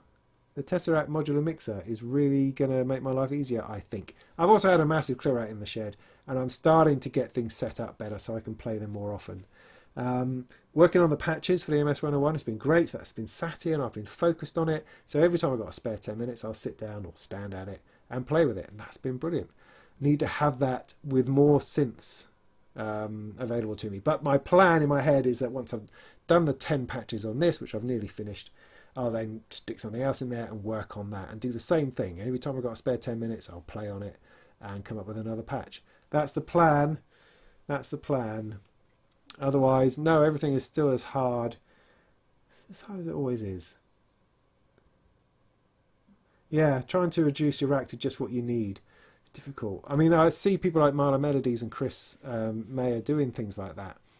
And that's interesting. I do enjoy those, trying to get things into a suitcase, into a single thing that they can take off and make music with. And I think that's a journey that we're all on. We're all trying to find that. And it is, you don't want to have something in your rack that's not earning its keep, you know. What? This light over here has been driving me nuts. So yeah, it's a real thing. It's a real, because your real estate within your rack is valuable, massively valuable. I mean, I'm going to become a Descartes Dream guy soon, though, anyway, aren't I? Don't worry about being interesting. What do you mean? That's kind of suggests I'm not interesting. What?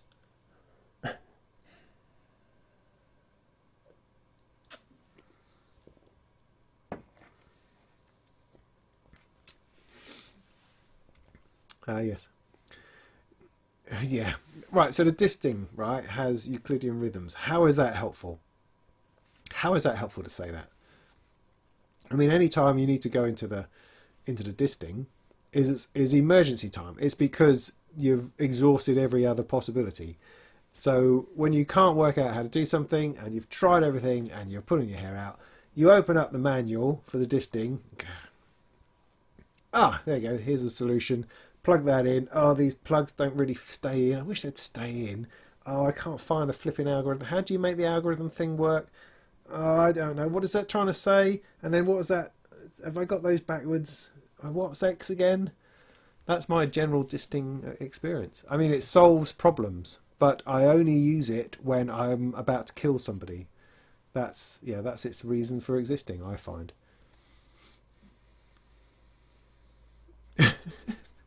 Yes, thank you, Riddler Steel. You're way ahead of me. Acid Stepper, thank you. Acid Stepper. Thank you very much. Stepper Acid, even.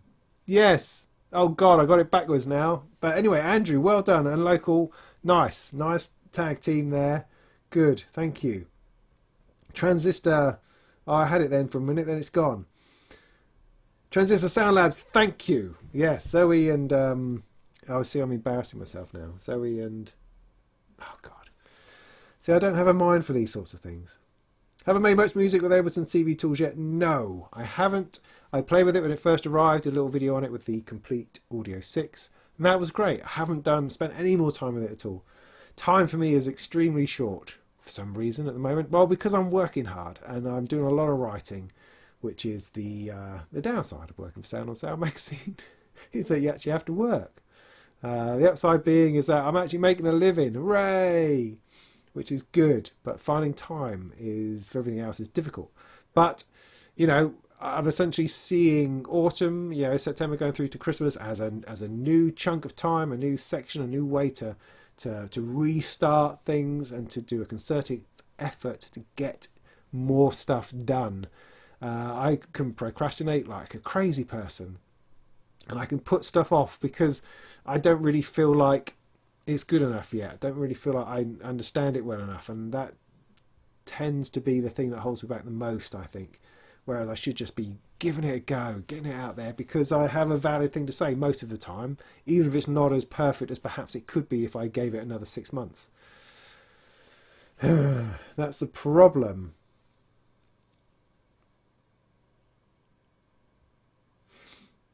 I have no idea what that means. Trade the modules that were given to you? Yeah. I mean, in many ways, I'd be more up for giving them away in some kind of competition, or a sweepstake, or something. First person that hands up gets a Magneto, that kind of thing. But no, I bought the Magneto, so that's not going to happen. Now, I spent my own money on that, 500 squids or something it was. God, jeez. I must have been mad. Mad, I say. It's on a delay.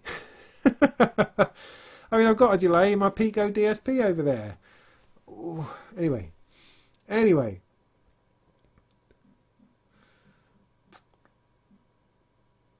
Noir plus a Folktech Matter 2 plus a DC1 drum computer. Interesting. Very interesting.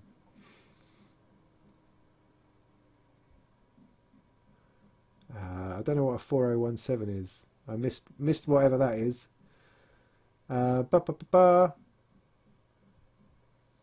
Stop going. So, Cole Pinter says, if my gang stalking slows down, I'll make some synth videos and I'll start getting it together and have a place to live. That sounds really exciting. Well, good luck with that. But bad for your health. Oh, I'm sorry to hear that. God, there's conversations going on where I don't know what that is. You don't want to be that guy, Skull, but the 4017 is not limited to 5 volts. What are you talking about? Anyway, the USTO baffles you. How could that be? Now, you need to go immediately. You need to stop listening to this live stream and go to my channel and search for the STO, and it's ST0, not STO, and watch my video on it, because it completely unpacks the beauty of the STO. It's all there, all of it. It was the first review I did on oscillator. I just went completely nuts on it. A whole hour's worth of stuff focusing on, wow, oscillators are awesome. So go and check that out, because it's brilliant. But you might have been joking, of course. Yeah, I do like modules that do one thing well. I do. No, I can't imagine a row of distings. That's my idea of hell. That is. Hello from Australia. Well done, Albie Welch. Nice to see you. It's a good little picture you got there of nothing at all. Oh, nice one, man. Yeah, good to see you. Has to be a balance, there does.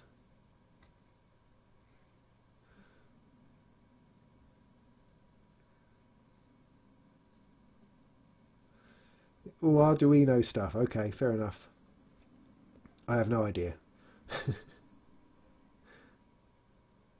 Alright, well, I'll let you chat about that, because that's only vaguely interesting to me, I think. So, where are we? Well, it's 20 to 10. I guess it's getting late.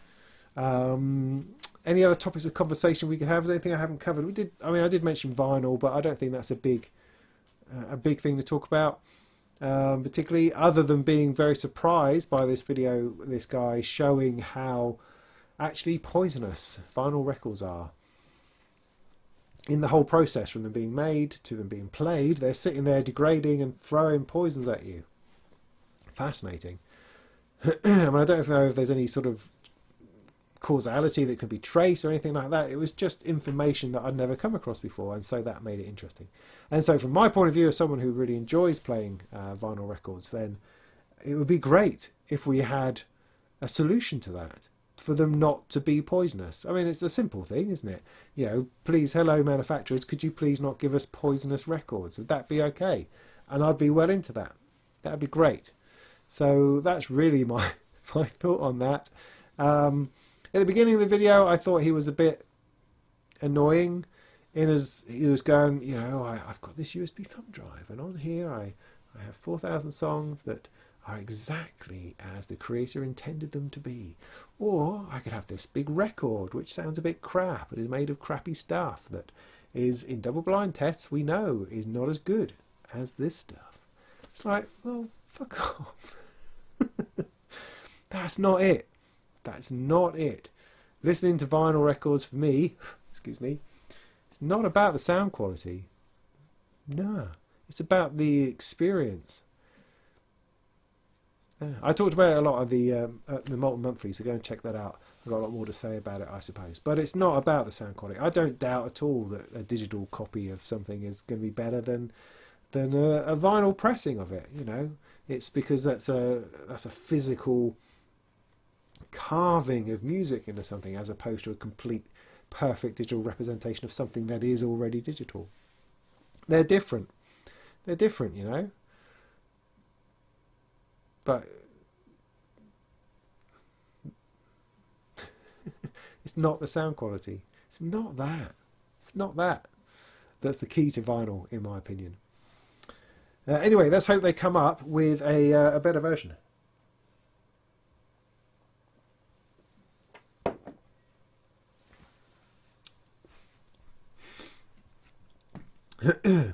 Yeah, Eurorack hardware is desperately expensive.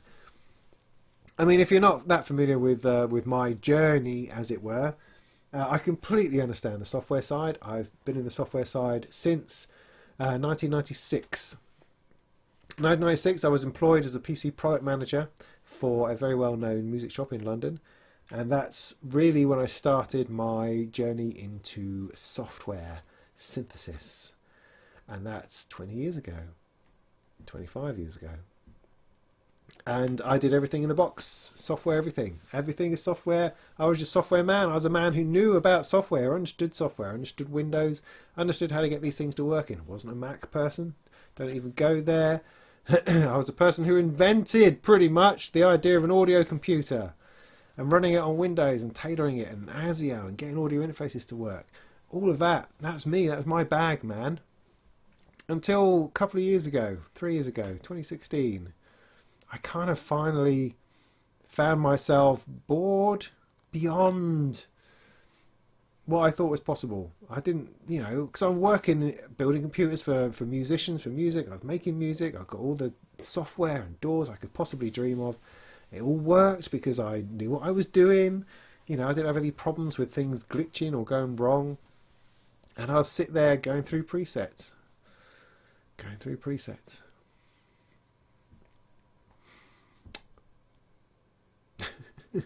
And then I went to a couple of shows and I got the opportunity to play on some Eurorack, and I started writing about synthesizers because I had a job writing about gear for Gear News, and started writing about synthesizers and started getting, my interest was re-peaked into something I hadn't really seen before. Started fiddling around with hardware, and suddenly like a huge rush of clarity, I think, in that this is right, hardware.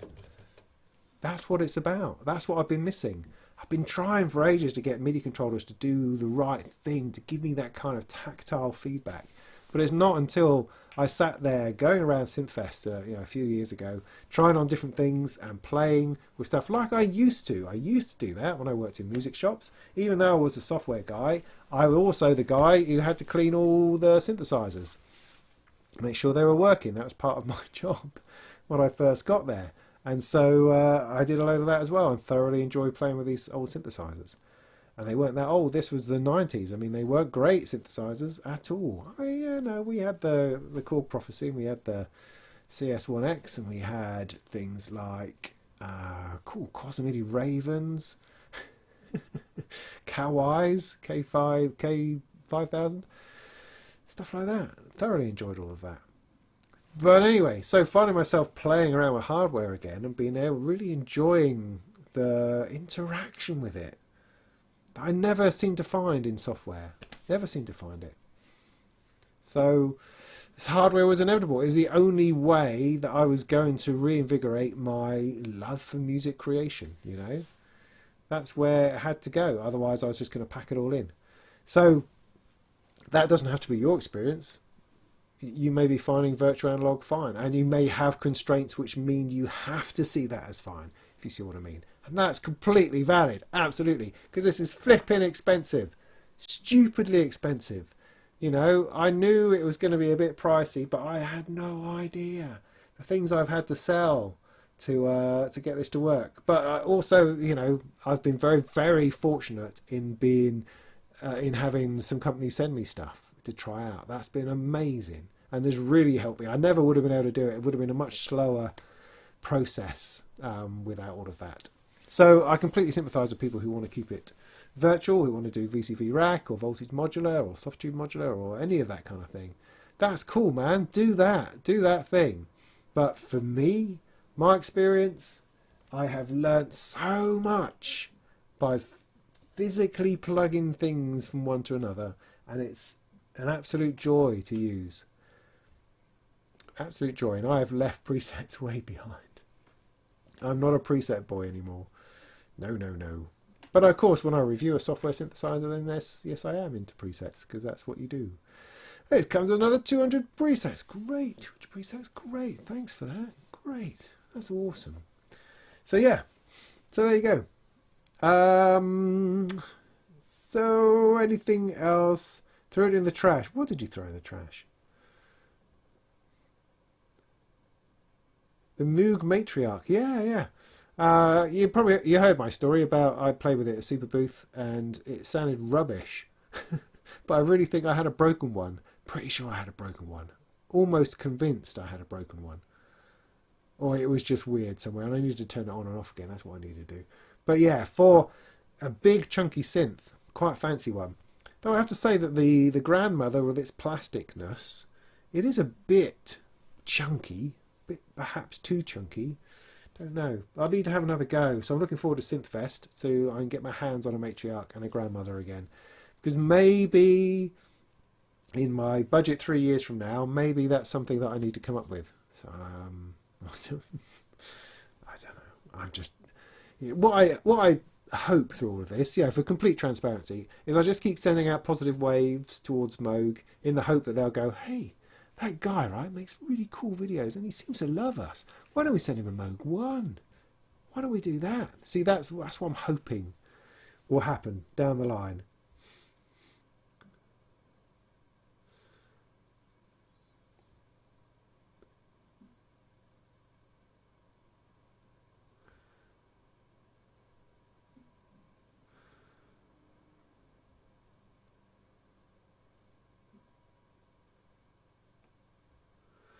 Yeah, maybe the vinyl thing is a whole load of nonsense. I don't know. All I know is this guy made this video. He seems genuine. He seems like a nice guy.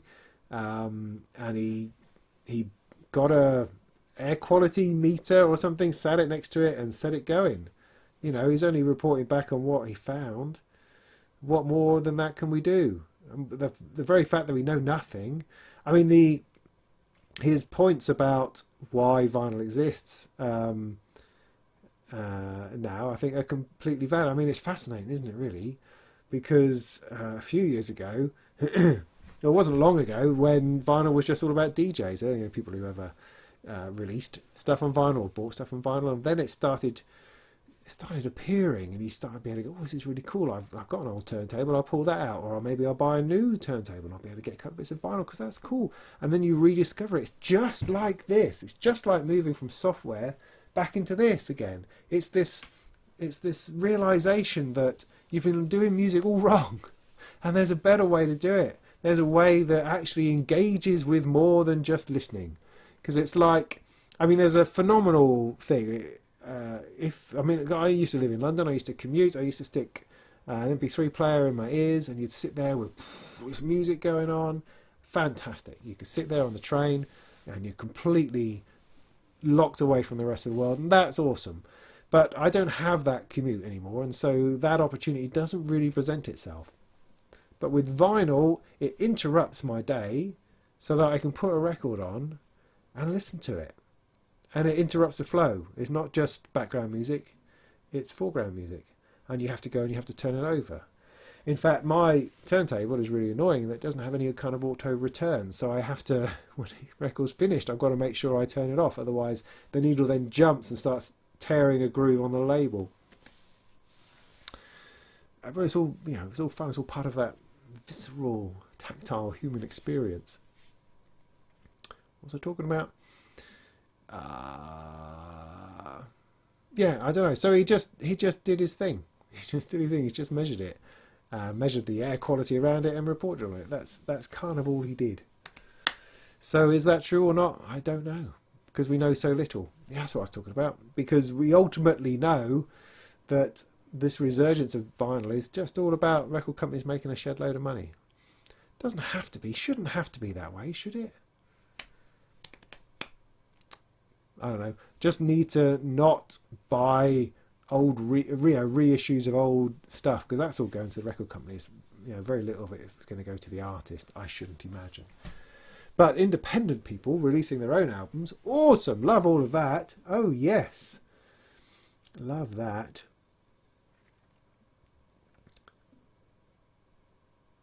So Andrew, you came to Norwich and you didn't give me a bell? Didn't give me a bell?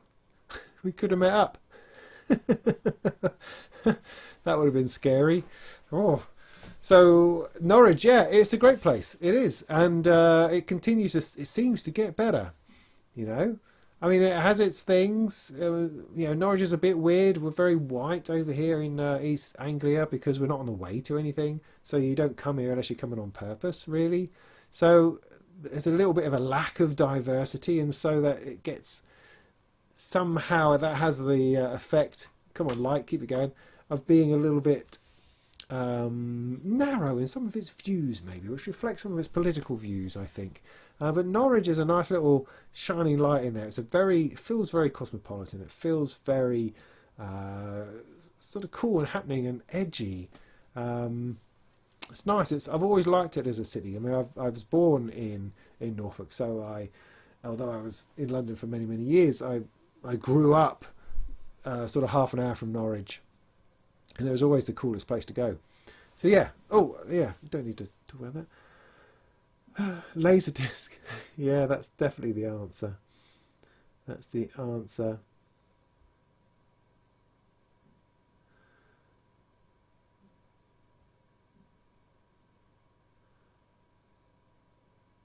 And Andrew, you're just getting into software.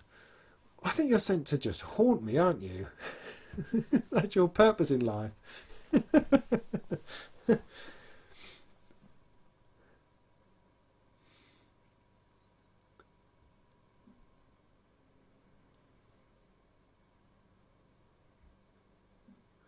Yeah, it is. Fun was lovely in its own way. Absolutely.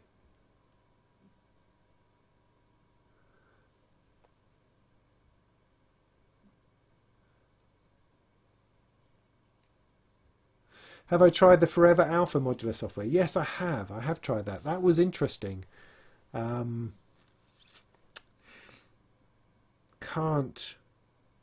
quite remember exactly what it was about. It wasn't all about nodes, wasn't it? I think. Yeah, interesting. I mean, some of the presets, of course, because I couldn't quite understand what was actually going on, were quite huge and immense and evolving, I seem to recall. But I probably haven't looked at it since it first made it out of alpha, I suppose, into beta. It's good, yeah.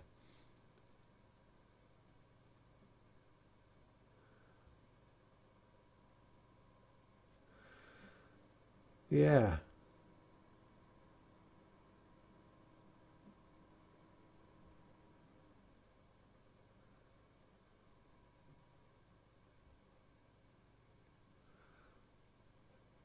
Yeah, touchscreens have done a fair bit. I mean, if you talk about iPads, I suppose so. I mean, I obviously do a lot of videos on the Microsoft Surface, which is a touch platform.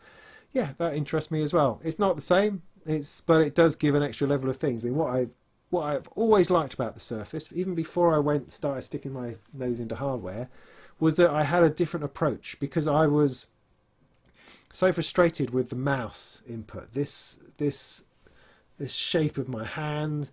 It was like, how is it? How could it possibly be that all of my creativity, my talent, whatever it is, my musical genius is flowing through my entire body down to this tiny point here? Click, click. How is that? Why on earth do we put up with that as being the zenith of our creative workflow? How did that happen? How did that happen? I mean, the mouse is an extraordinary thing, no doubt about it. It's an extraordinary invention which allows us to do amazing things, without question. But why do we put up with it? Why do we put up with it? So with the Surface, where I got a digital pen, screen, touch screen, I could start moving things about, do things. I could just approach it differently, and And that's still the case. I mean, I've got a Surface now in the house which just knocks around. I do general things on. I cook from it, you know, recipes, all that kind of stuff. And the fact that you don't have to, like with a laptop, have a keyboard knocking around, and I can just poke at it and it does what I want, you know, in an iPad way, I suppose, is just brilliant. That's just superb. That's exactly how things could be. And what I like about the Surface is that I can combine all these things. I can have keyboards and keyboard shortcuts, I can have a mouse, but I can also touch it, also write with a pen, also zoom in and do different edits and move things about differently and approach it differently. Because creativity is all about finding another approach. If you're doing the same approach all the time, I think that's when we dry up. I think we're always looking for another approach, and that's what the Surface and that kind of platform offers. At least I believe so. And that's what this offers. It offers me another approach. I've been so much more musically creative in the last couple of years with this than I have for the previous decade, I would say.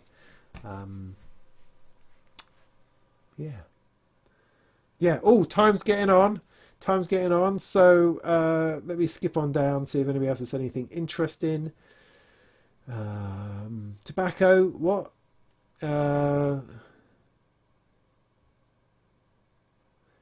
Yeah, no, I don't smoke anymore. Yeah, Norwich is renowned for its chili burgers. It's a local cultural thing.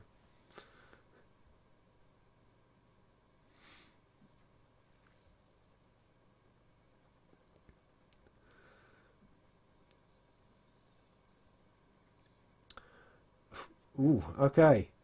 See, I do enjoy the conversation that you have between yourselves, I have to say. I'm just trying to scan through, find anything that has anything to do with me.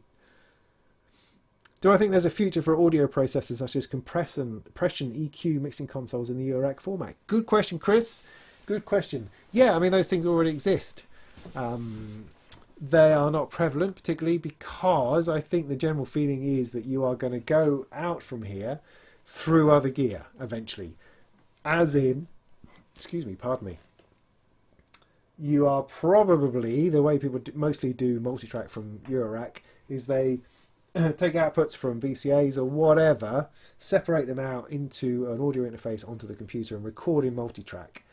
Then when you've got the multi-track recorded, then they'd apply that kind of processing. So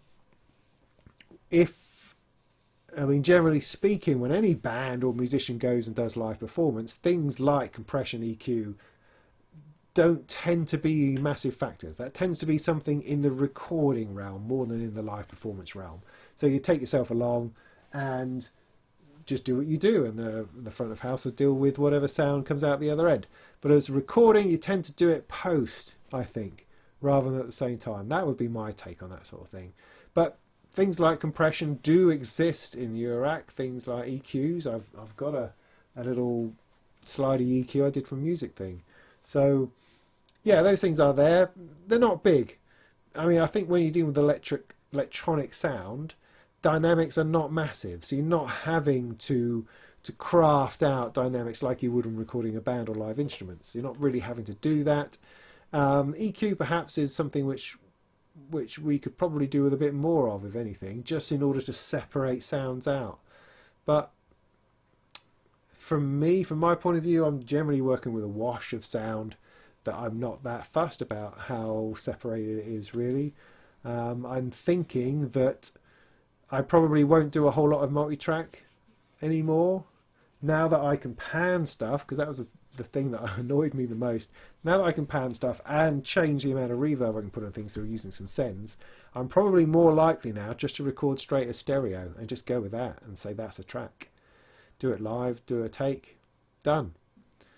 Because otherwise I'll spend months in post-production as ever. Anyway, interesting.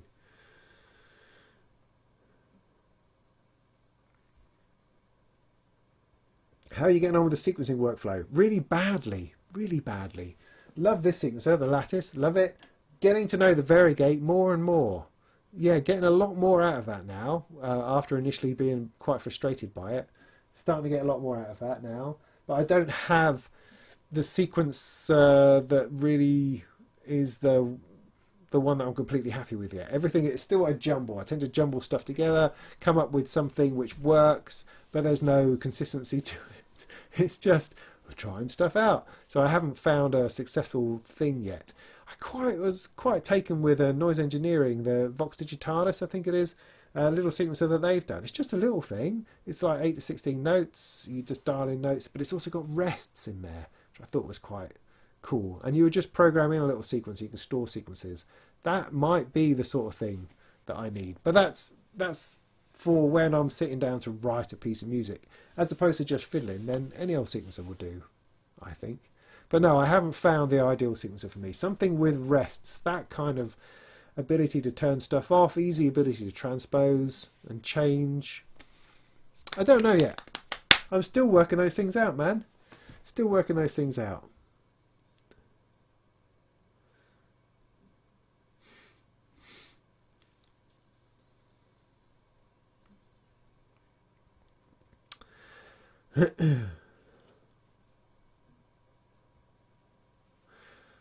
Yeah, the 1010 music modules are just a bit too digital for me, as in a bit too menu driven. The mock, the Wave Razor, fantastic. Oh yeah, any day of the week, that. But the toolbox stuff is just a bit, it kind of reminds me of the Hermod. I mean, again, the Hermod is probably awesome if I gave it a chance and gave it more time. But I've already had it a fair while now. Time, man, it's time. It's all to do with time.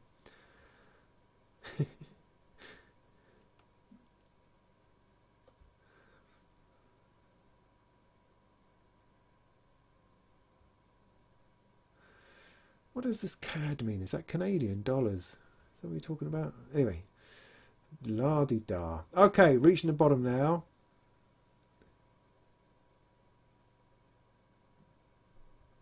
Outputs Arcade. Okay, that's just a quick one. I've had quite a good chat with Output. They asked me to write some articles for them, and had a really nice chat with them a few months ago. I wrote some articles on Eurorack for them. I'm just finishing off the last one tomorrow, funnily enough, that they've published on their website. And they let me try out, gave me like a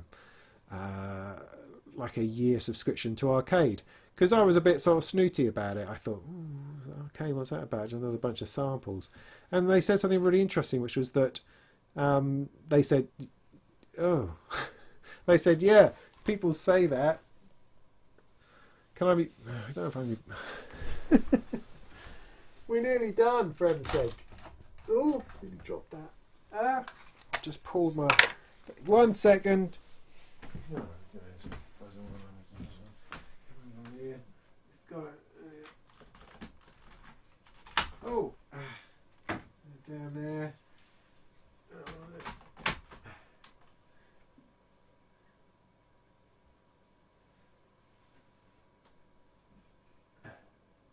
That'll do. Oh, is that better? Yeah, what was I saying? Yeah, no, they say that, yeah, I'm right in that it's just a bunch of samples every month. And they said that it's funny because whenever they show it to pros, or they hear from pros a lot, people who are actually really making music properly in proper places, and the comments that they get tend to be that it just, where does that light come from? Let's do my head in. It's just that it drops in perfectly. They hear this again and again and again, that people say, yeah, it's not about being able to uniquely manipulate these particular sounds into something awesome. It's just that you turn it on, you play around, you go, yeah, perfect, drop that in. It just fits in really nicely. A bunch of stuff, very playable, works really well together. If you want an instant beat or an instant something or other to drop into a movie or a piece of music or a soundtrack or a song or something, it delivers. And that's really interesting. I've played with it for about 10 minutes and I have to say, yeah, they're probably right. It was fun anyway. Yeah, a lot of fun. So that's a strange thing. Yeah, so that's Output Arcade. Ta-da! Right, so I think we should try to pull it together. Yeah, no, credit cards, they're the worst. Yeah. Anyway, so coming up. So let's just talk about what's coming up then. So tomorrow I've got a bit of writing to do. Then I will want to really finish my, what's happened to that? want to really finish my patches on the MS-101 because I think that's a really clickable, friendly video, which is going to be really cool. I'm really looking forward to doing it. The thing I'm fascinated to know is whether all my note taking and photo taking of the MS-101 will actually work when I go back to it in order to recreate the patch. Can I recreate those patches? But if I can, then that's going to make a great video. Going to do that. So that's step number 1. Step number 2, I need to build a kit quick before the Decars Dream Kit turns up. So I want to get one video done on that very quickly as soon as I can. Then I want to do a video on the Black Stereo Delay, do a review of that. Trying desperately hard to cram this Nectartech Panorama keyboard in because I think it's interesting. I think it crosses over with software. You know, I'm working with a Surface, and I think the Nectarine software is really interesting. So the whole thing is interesting. It's just quite a large chunk of time that I'm finding difficult to find at the moment. But I'd very much like to do that because it's sitting there staring at me, and that's getting very annoying. So that's going to be done very soon. And then the pulses for the Touring Machine, I'm going to do that. So that's kind of my immediate plans at the moment. I have an album to finish, which has been flipping, sitting around and sitting around and sitting around. All I've got to do, right, is write a couple of drum patterns for one particular song and then run it all through some mastering bit of nonsense to pretend I know what I'm doing with mastering. That's all I've got to do. Desperately want to do that. And then I want to have a party. I mean, if I was to have a party, would you come? You know, a party to celebrate the release of this record. Although, you know, it's not going to be, I'll stick it on Bandcamp and that kind of thing. It's not going to be like a release. But more important, I'd like to have a party in order to sort of celebrate the passing of that. Because the majority of the music on that album is all software. All software based. A little bit of hardware is just trying to creep in, which shows you how old this thing is. Really, a little bit of hardware started to creep in, but otherwise it's all software based. And that's, I kind of want to draw a line under it and say, yeah, I did that. That will be album number 4, I think, of software based. It's ambient. It's ambient. It's contemplative. It's ritualistic, sacramental music, spiritual music is what it is. And I very much like to draw a line under that and say, there you go, I did that. I feel I've accomplished something there, and that's gonna be great. And at that point, I want to start moving forward with different things, with more hardware-based stuff, more performance-based stuff, in a different vibe, you know.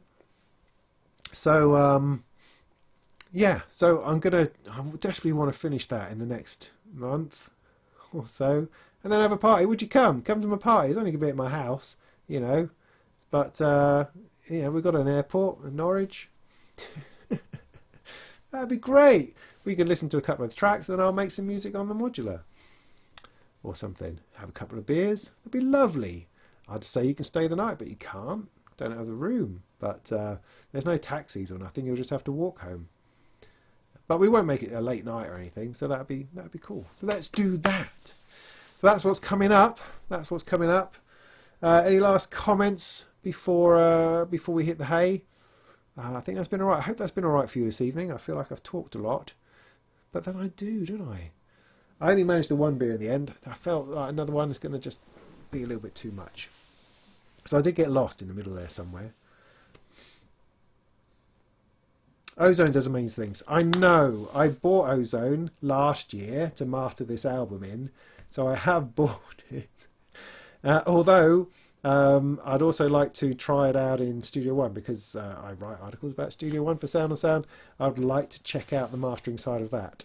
The problem with mastering software I have is that I think I know what I'm doing, and I don't really. Yes, I do. No, I don't really know what I'm doing.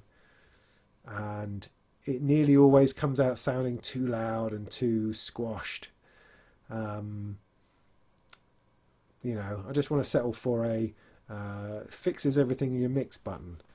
And by doing that, it does it subtly, so it doesn't end up really in your face. Don't know. Anyway, I guess I'll probably make a video about it or something. Yeah, you all come. Great. Glad to hear it. Glad to hear it. Well, Jim, go back and watch the beginning because it was awesome at the beginning. Until you turned up, it's just flipping fantastic. Really was. Knobcom next weekend. Yeah, okay. Looking forward to that. Looking forward to new things happening. Good.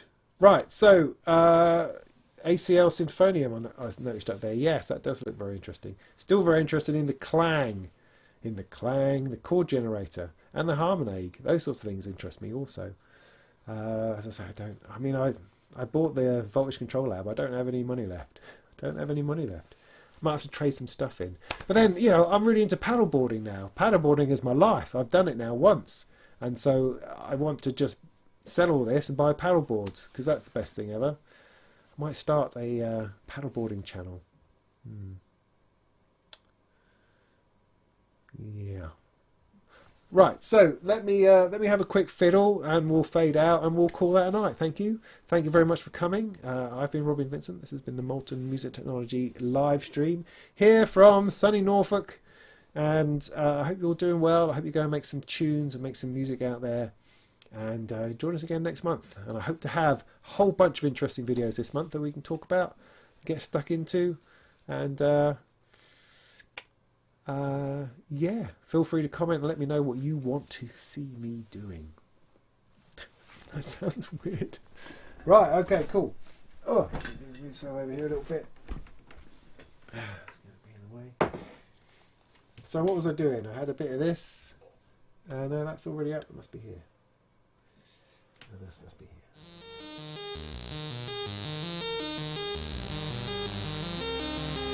Oh, they're out.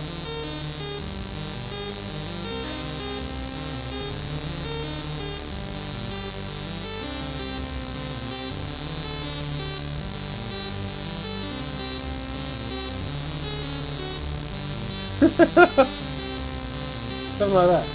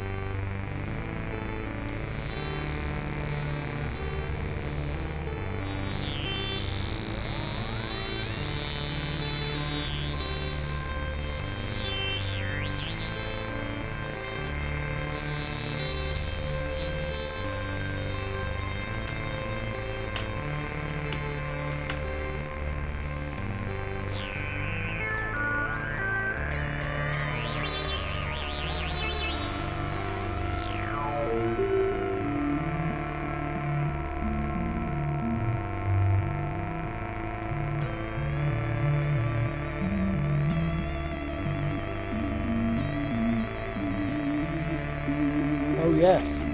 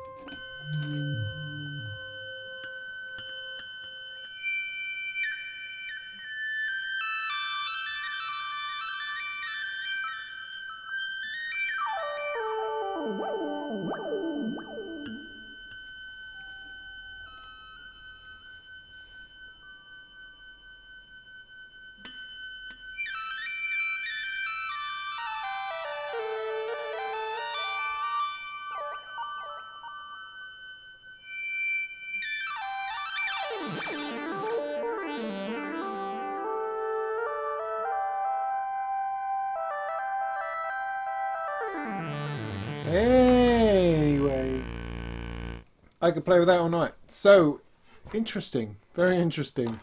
Enjoying that a great deal. Some potential there, I think. Yeah, nice. So, thank you. Thanks for joining me. Sorry it's gone on so long. And in the meantime, go and make some tunes. See ya.